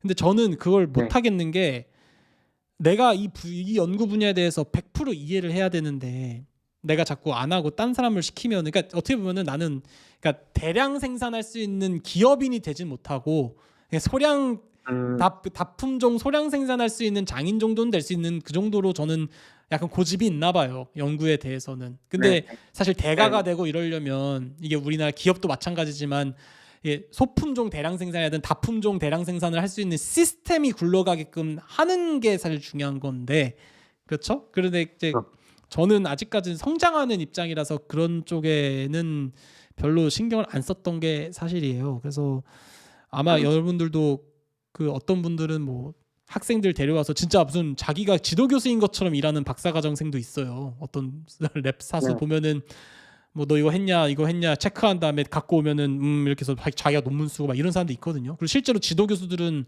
그런 박사를 좋아할 수도 있고 왜냐면 이게 잘 굴러가니까 자기가 굳이 신경 쓰지 않더라도. 네. 근데 제가 이렇게 드는 생각이 뭐냐면은 그런 식으로 뽑아내는 그러니까 논문 실적을 양적으로 뽑아내려고 하는 학계의 문화가 팽배하고 있기 때문에 이게 어떻게 보면은 패스트 팔로워가 되기 위해서는 굉장히 적합한 구조일 수는 있겠지만 퍼스트 무버가 되기 위해서는 좀 다른 체제나 시스템의 혁신이 필요하다라는 생각을 요즘 많이 하긴 해요. 이런 부분에 대해서도. 맞습니다. 그러니까 좀 느리더라도 내가 논문을 1년에 한두 편 쓰더라 1년에 논문 3-4편 쓰는 게 아니라 2년에 논문 한 편 쓰더라도 그거에 대한 A부터 Z까지를 다 이해할 줄 알고 이래야만 사실은 이 문화가 바뀌는 건데 근데 그것도 사실 어렵게 좀 이따가 이제 내 얘기가 나오겠지만요. 포닥하고 교수 임용 준비할 때 이 논문이 없으면 어렵죠. 안 되잖아요. 그러니까 이게 저도 걱정이에요. 저도 괜히 고집 부렸던 것 같아요. 그냥 이럴 바에는 그냥 논문 뭐 시켜가지고 좀 많이 썼어야 된다는 생각도 들기도 하고 뭐 그렇습니다. 저는. 예. 이게 상황이란 게 애매한 게 열심히 한 거는 본인은 알아요. 근데 남들은 잘 몰라도 결과만 보죠. 평가도 그렇고. 맞아요. 그게 굉장히 조금 괴리가 생기는 부분이 아닌가. 그 자연스럽게 이 얘기도 하지. 되게 할 얘기가 많았어. 사실은 국내 박사, 해외 박사 중에 하나가 요 얘기만 하고 벌써 여기까지 왔는데 또 벌써 교수 얘기를 또 하게 되네. 이게 또 좀 더 있겠지만 그냥 좀 넘어갑시다. 궁금해서. 그러면은 교수 임용에 대해서 아니야. 잠 멈추자. 릴렉스. 요거 한번 더 하죠. 네. 국내 박사, 해외 박사 차이. 그래요. 요 내용 말고 또 뭐 추가하고 싶으신 내용 있으실까요? 음, 차이, 느껴지는 차이. 공동 그런 거 느꼈어요. 이게, 랩미팅이나 이런 걸 하다 보면, 랩 미팅. 네. 이제 랩실의 그런 질문이나 이런 것들이 보이잖아요. 네.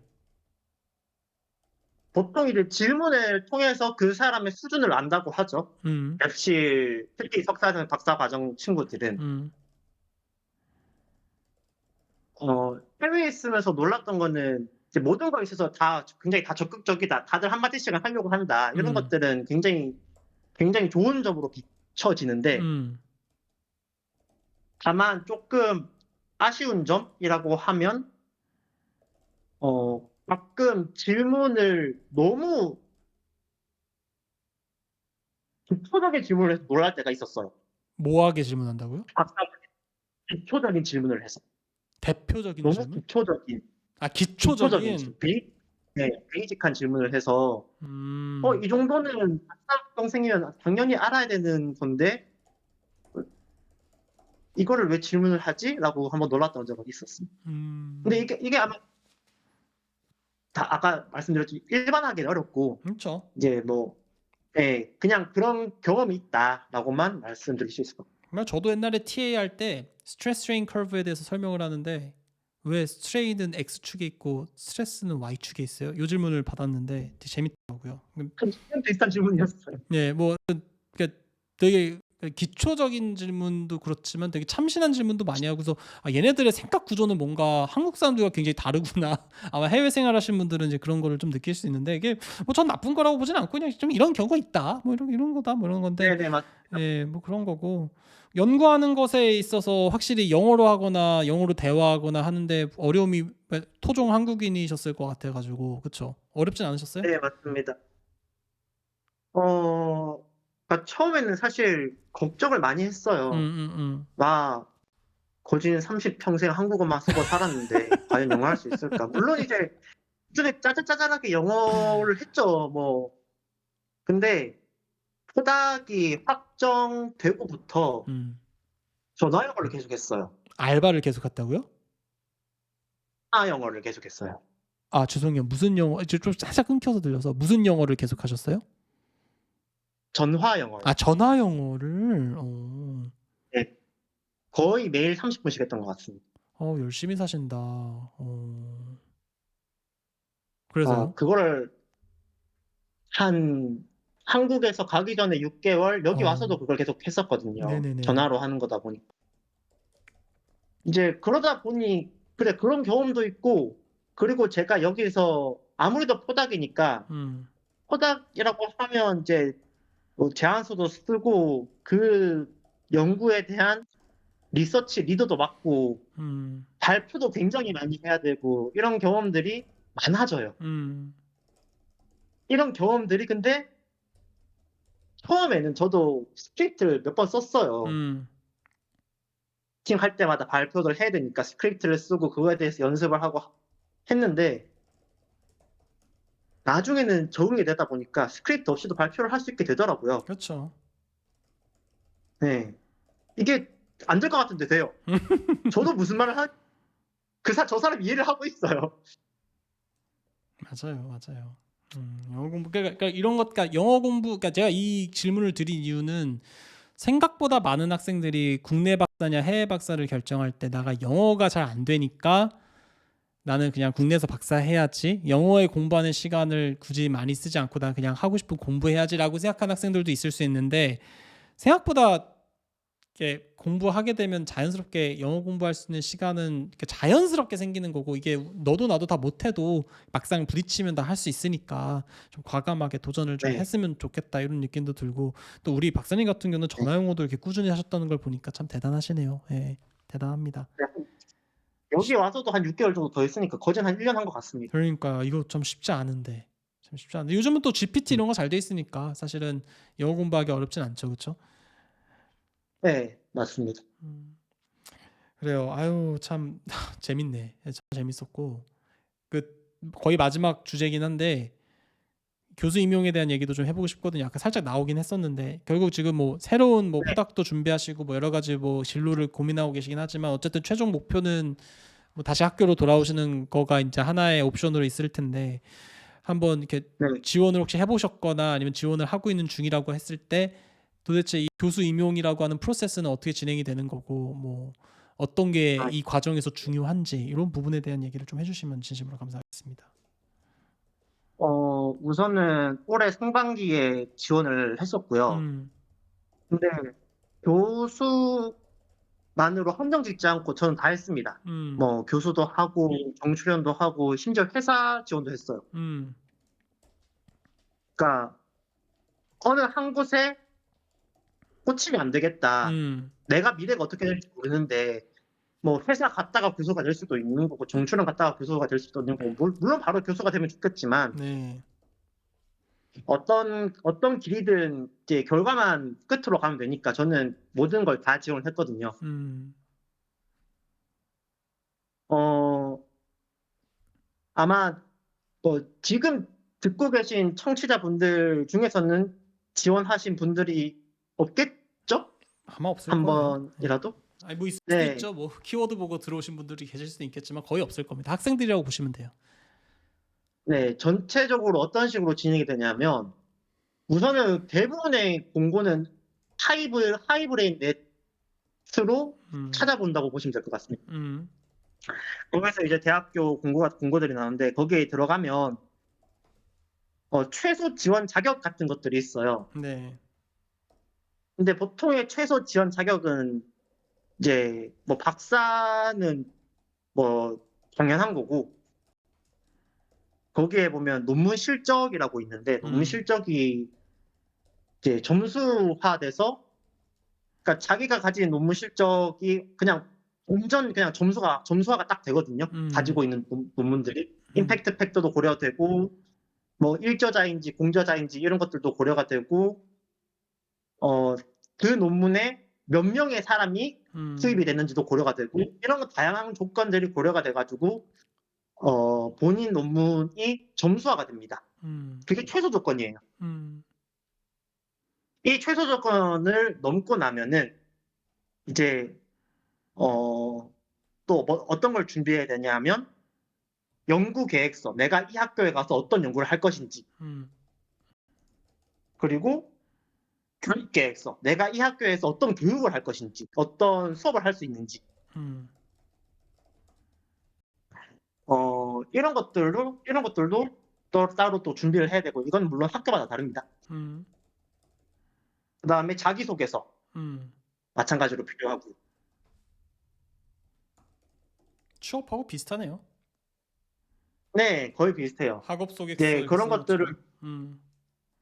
그런 것들을 준비를 하고 지원을 하면 됩니다. 대부분 다 온라인으로 지원을 해서, 이제 거기 내부적으로 그러니까 본인한테 직접 면접을 직접 하는 거는 꽤 나중이고, 음, 그 학교 자체에서 내부적으로 여러 번 걸러요. 1차, 음, 2차, 3차를. 근데 음, 그게 통보가 되는 경우는 잘 없습니다. 음, 보통 이제 면접까지 됐다고 하면은 보통 내부적으로 뭐 두세 번 정도 더 걸러진 다음에 이제 면접을 진행을 하면 된다고 하시면 될 것 같고, 면접도 학교마다 다른데 보통은 이제 그 공개 강의 비슷하게도 하고요. 음, 혹은 이제 연구 요약 같은 것도 하고, 음, 이것도 학교가 다르기 때문에 보통 이제 교수님들 앞에서 발표한다고 생각하시면 될 것 같고, 그리고 이것도 학교마다 다른데 이제 총장 면접, 이사장 면접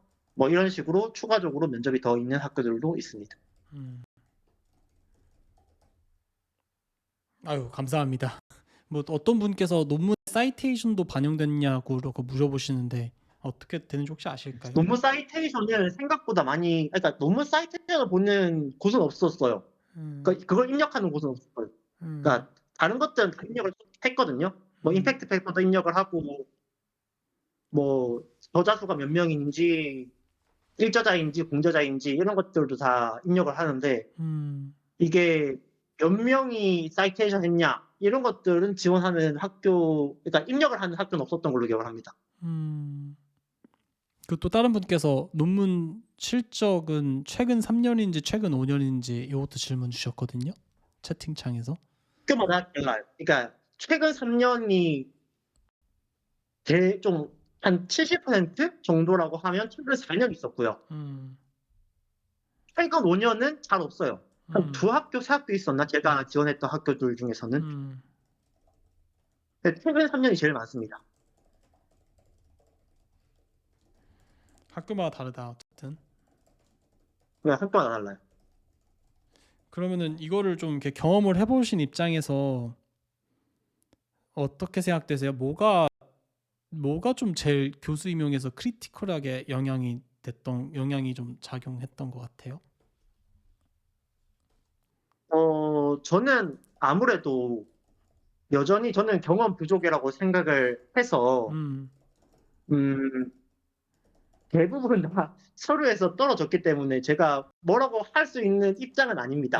아이 괜찮습니다. 뭐 서류에서 떨어지는 거는 저는 이제 기본이라고 제가, 들었어요. 저는. 네, 저는 제가 부족하다고 생각이 들기 때문에, 그 과정에서 제가 느꼈던 것 중에 하나는 아무래도 박사 과정에서 낸 논문을 지도 교수님의 영향이 어느 정도 있다라고 생각을 하시는 것 같아요. 그런데 포닥 과정은 조금 더 포닥 과정에서의 논문은 조금 더 독립된 연구자로서의 논문이라고 조금 더 높게 쳐주시는 것 같은 생각이 들거든요. 그래서 저는 박사 때 논문 실적이 그래도 조금 있기 때문에 특히 마지막 말년차 때 논문 개수가 많아서 그거를 항상 넣는데 아무래도 이제 그런 현재 지금 포닥으로서 실적은 지금 준비를 하고 있지만 없는 상태라서 그래서 제가 서류에서 다 떨어지지 않았나라는 생각이 들거든요. 아무래도 지금 제가 가지고 있는 일자도 논문들이 대부분 이제 박사 과정 때 나온 것들이라 너 스스로 연구자로서의 능력이 검증되었냐 논문으로서라고 하면 아직 아닌 것 같거든요. 그래서 하지 않았나라는 생각이 듭니다. 죄송합니다. 제가 이 시점에선 정리할 수 있는 게 없네요. 저도 몰라요. 제가 웬만하면 이렇게 인터뷰를 하면서 나오는 질문에 대한 내용은 좀 정리도 하고 그러는데 제가 몰라요. 아직 경험을 안 해봤어요. 네. 제가 경험해보고 뭐 좋은 결과 있으면 나중에 제가 뭐 지금은 안 되더라도 뭐 모르죠. 한 2년, 3년, 5년 이후에는 뭐라도 하고 있을 테니까 그때도 제가 이 유튜브를 열심히 한다면 요 내용을 딱 들었을 때 이제 왜 이런지 이게 왜 이렇게 우리들이 생각하는지를 딱 얘기할 수 있는 그 시점이면은 참 좋긴 하겠는데 뭐 모르죠. 실례가 이번에 지원하시나요? 예, 뭐 이제 합니다. 예, 처음 써봤어요. 8월 8일 날 파이팅. 논문이 그 지원 공고 나왔더라고요.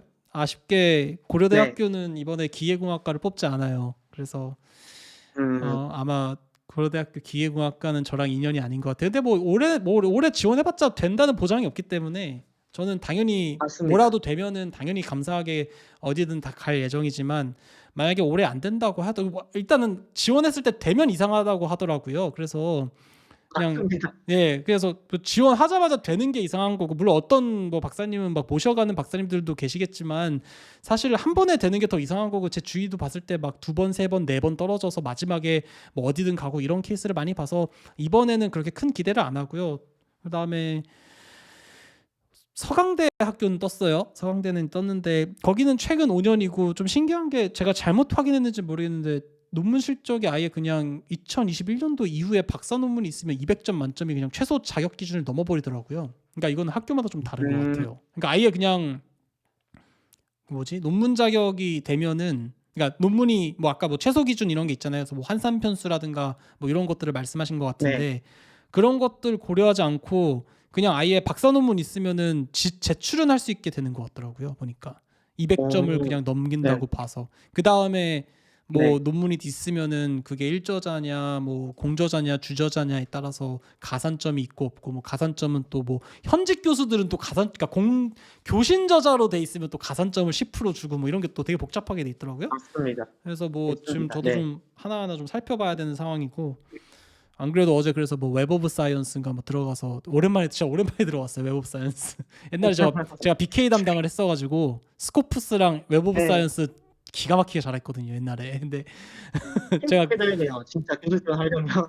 제가 거기서 뽑아야 되는 서류가 굉장히 많아요. 그러니까요. 그래서 뭐 어제 이렇게 쓱 하면서 이제 준비하고, 오늘도 이제 인터뷰 끝나고 바로 이제 또 이제 지원서 쓰러 가고 뭐 그래야 되는데, 네.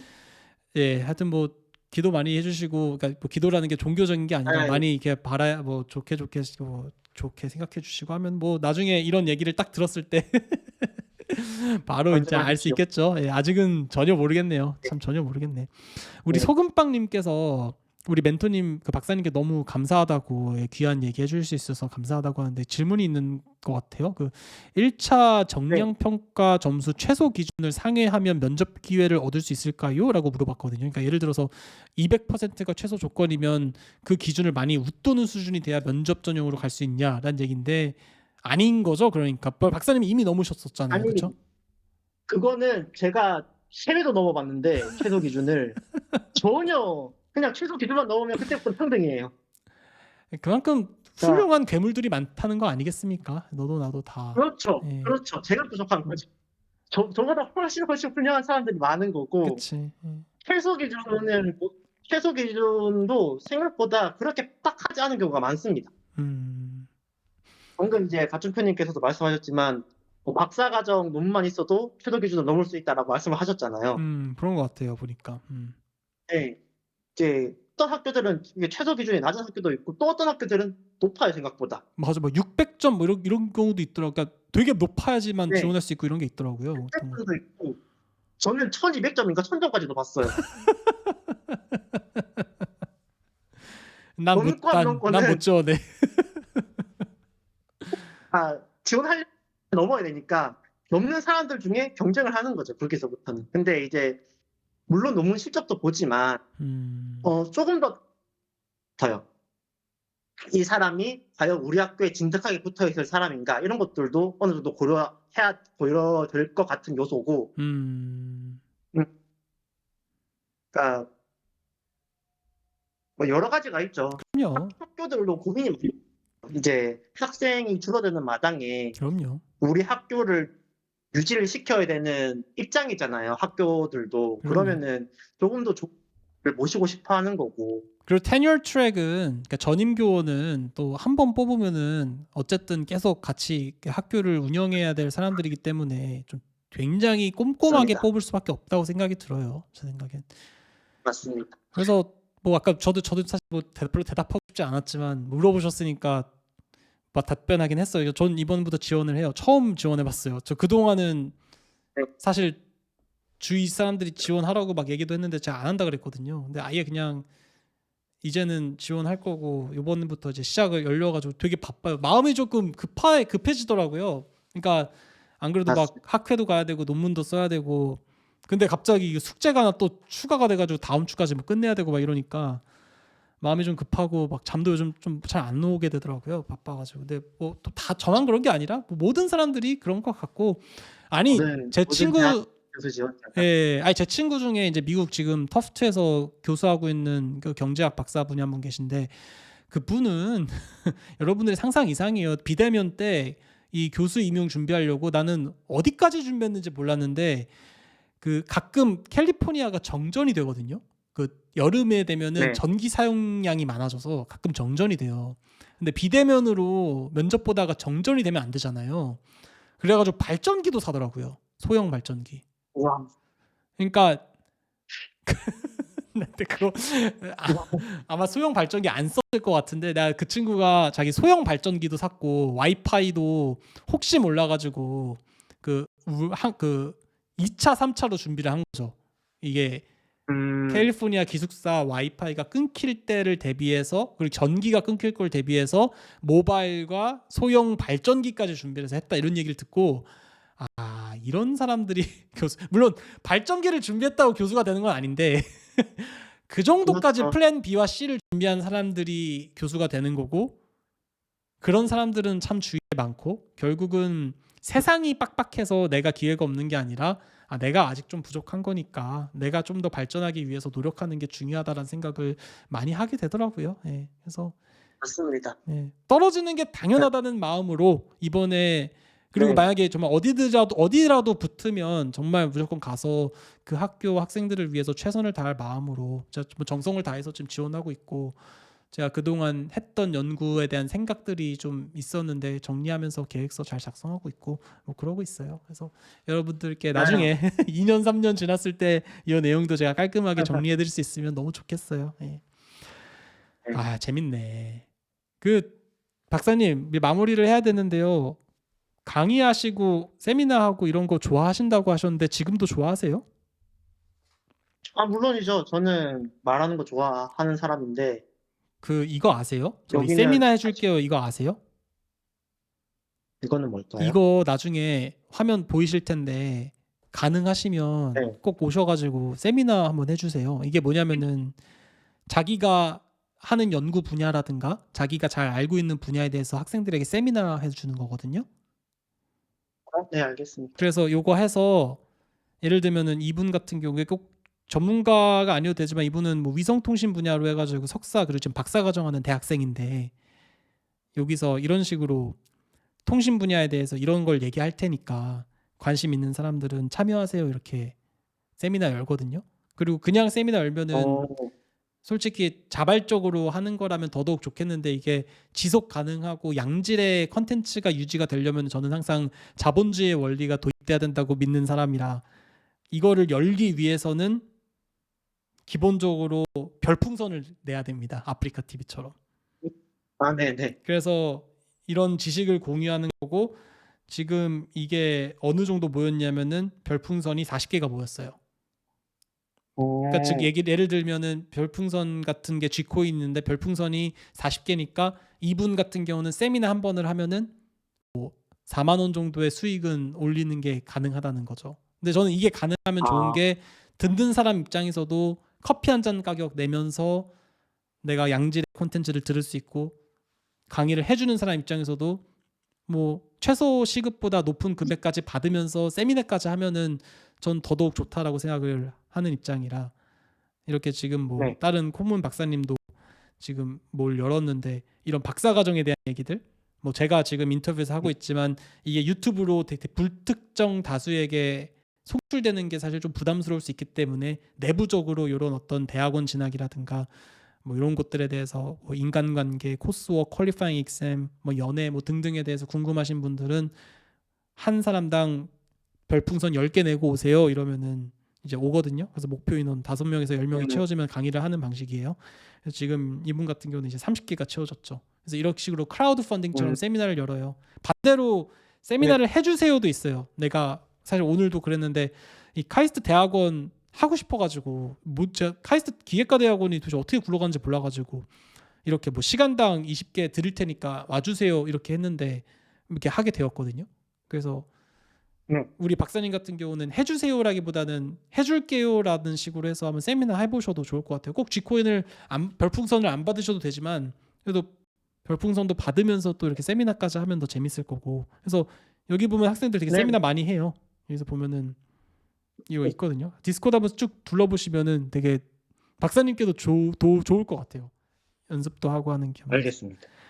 그래서 어쨌든 네. 너무 즐거운 시간이었고 진짜 박사님의 학부 시절부터 포닥 뭐 대학원 포닥 그다음에 교수 임용까지 다양한 얘기를 들을 수 있어서 좋았는데 또 누가 한 분이 질문을 한 번 하셔서 이거 마지막으로 받고 이제 인사 말을 좀 하도록 할게요.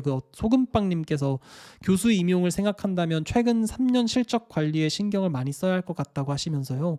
전략적으로 준비를 잘해야 할 것 같은데 포닥 때의 실적이 대학원 때의 실적보다 만약에 더 중요하다고 얘기를 하셨다고 하면 논문을 좀 짧은 포닥 기간에 많이 쓸 수 있는 그런 곳에 포닥으로 가는 게 유리하다고 보시는 건지를 물어보시네요. 사실 정답이란 건 없습니다. 그렇죠. 모든 것은 사실 물론 이제 짧게라도 많은 논문을 쓰면 좋겠죠. 근데 그게 쉬운 건 아니잖아요. 맞아요. 그러니까 전략이란 거는 제가 제어할 수 있는 게 전략이에요. 근데 그거는 제가 제어할 수 없는 분야입니다. 누구나 생각은 있다. 처맞기 전까지 그런 거랑 비슷한 거죠. 그겁니다. 그러니까 첫째로는 다들 아시겠지만 포닥 가는 게 굉장히 하늘의 그래. 별 따기예요. 맞아요. 그러니까 그쪽으로 감사합니다 하고 가야 됩니다, 일단은. 그게 논문이 많이 나오던 연구실이든 그러니까 처음에 포닥을 지원할 때 리스트가 있을 거예요. '내가 여기 진짜 가고 싶다.' 근데 거기는 절대 답장을 안 해 줘요. 왜냐하면 전 세계에서 얼마나 많은 박사과정 졸업생들이 그쪽으로 이메일을 보내겠어요.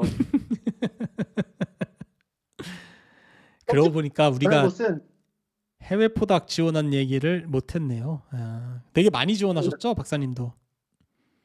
많이 지원했죠. 거진 한 70통 정도 이메일 쓴 것 같은데 정말 생각지도 않은 곳에 포닥을 가게 됩니다. 그러니까 계획하는 게 의미가 없네요. 그냥 우리가 스스로 열심히 해야겠어요. 네. 그렇죠? 예. 참. 맞습니다. 거기서 어떻게 하는지가 중요한 거지 그 연구실이 뭐 논문을 많이 내고 적게 내고는 제가 권한할 수 있는 분야가 아니에요, 그거는. 감사합니다. 나 너무 재밌네. 그때 우리 잠깐 한 30분 통화했을 때도 너무 인상이 좋아가지고 좋았는데 이렇게 직접 그 모든 스토리를 들으니까 더 재밌고 참 재밌는 것 같아요. 너무 감사하고요. 진짜 마지막으로 우리 후배들을 위한 한마디 좀 해주시면 좋겠습니다. 듣고 싶은 얘기가 너무 많은데 뭐 다음에 또 모시면 되니까 이 한마디만 좀. 왜냐면은 네. 굉장히 불확실한 미래에 대해서 불안해하는 친구들이 많아가지고요. 이런 친구들을 위해서 선배로서 따뜻한 한마디 부탁드립니다.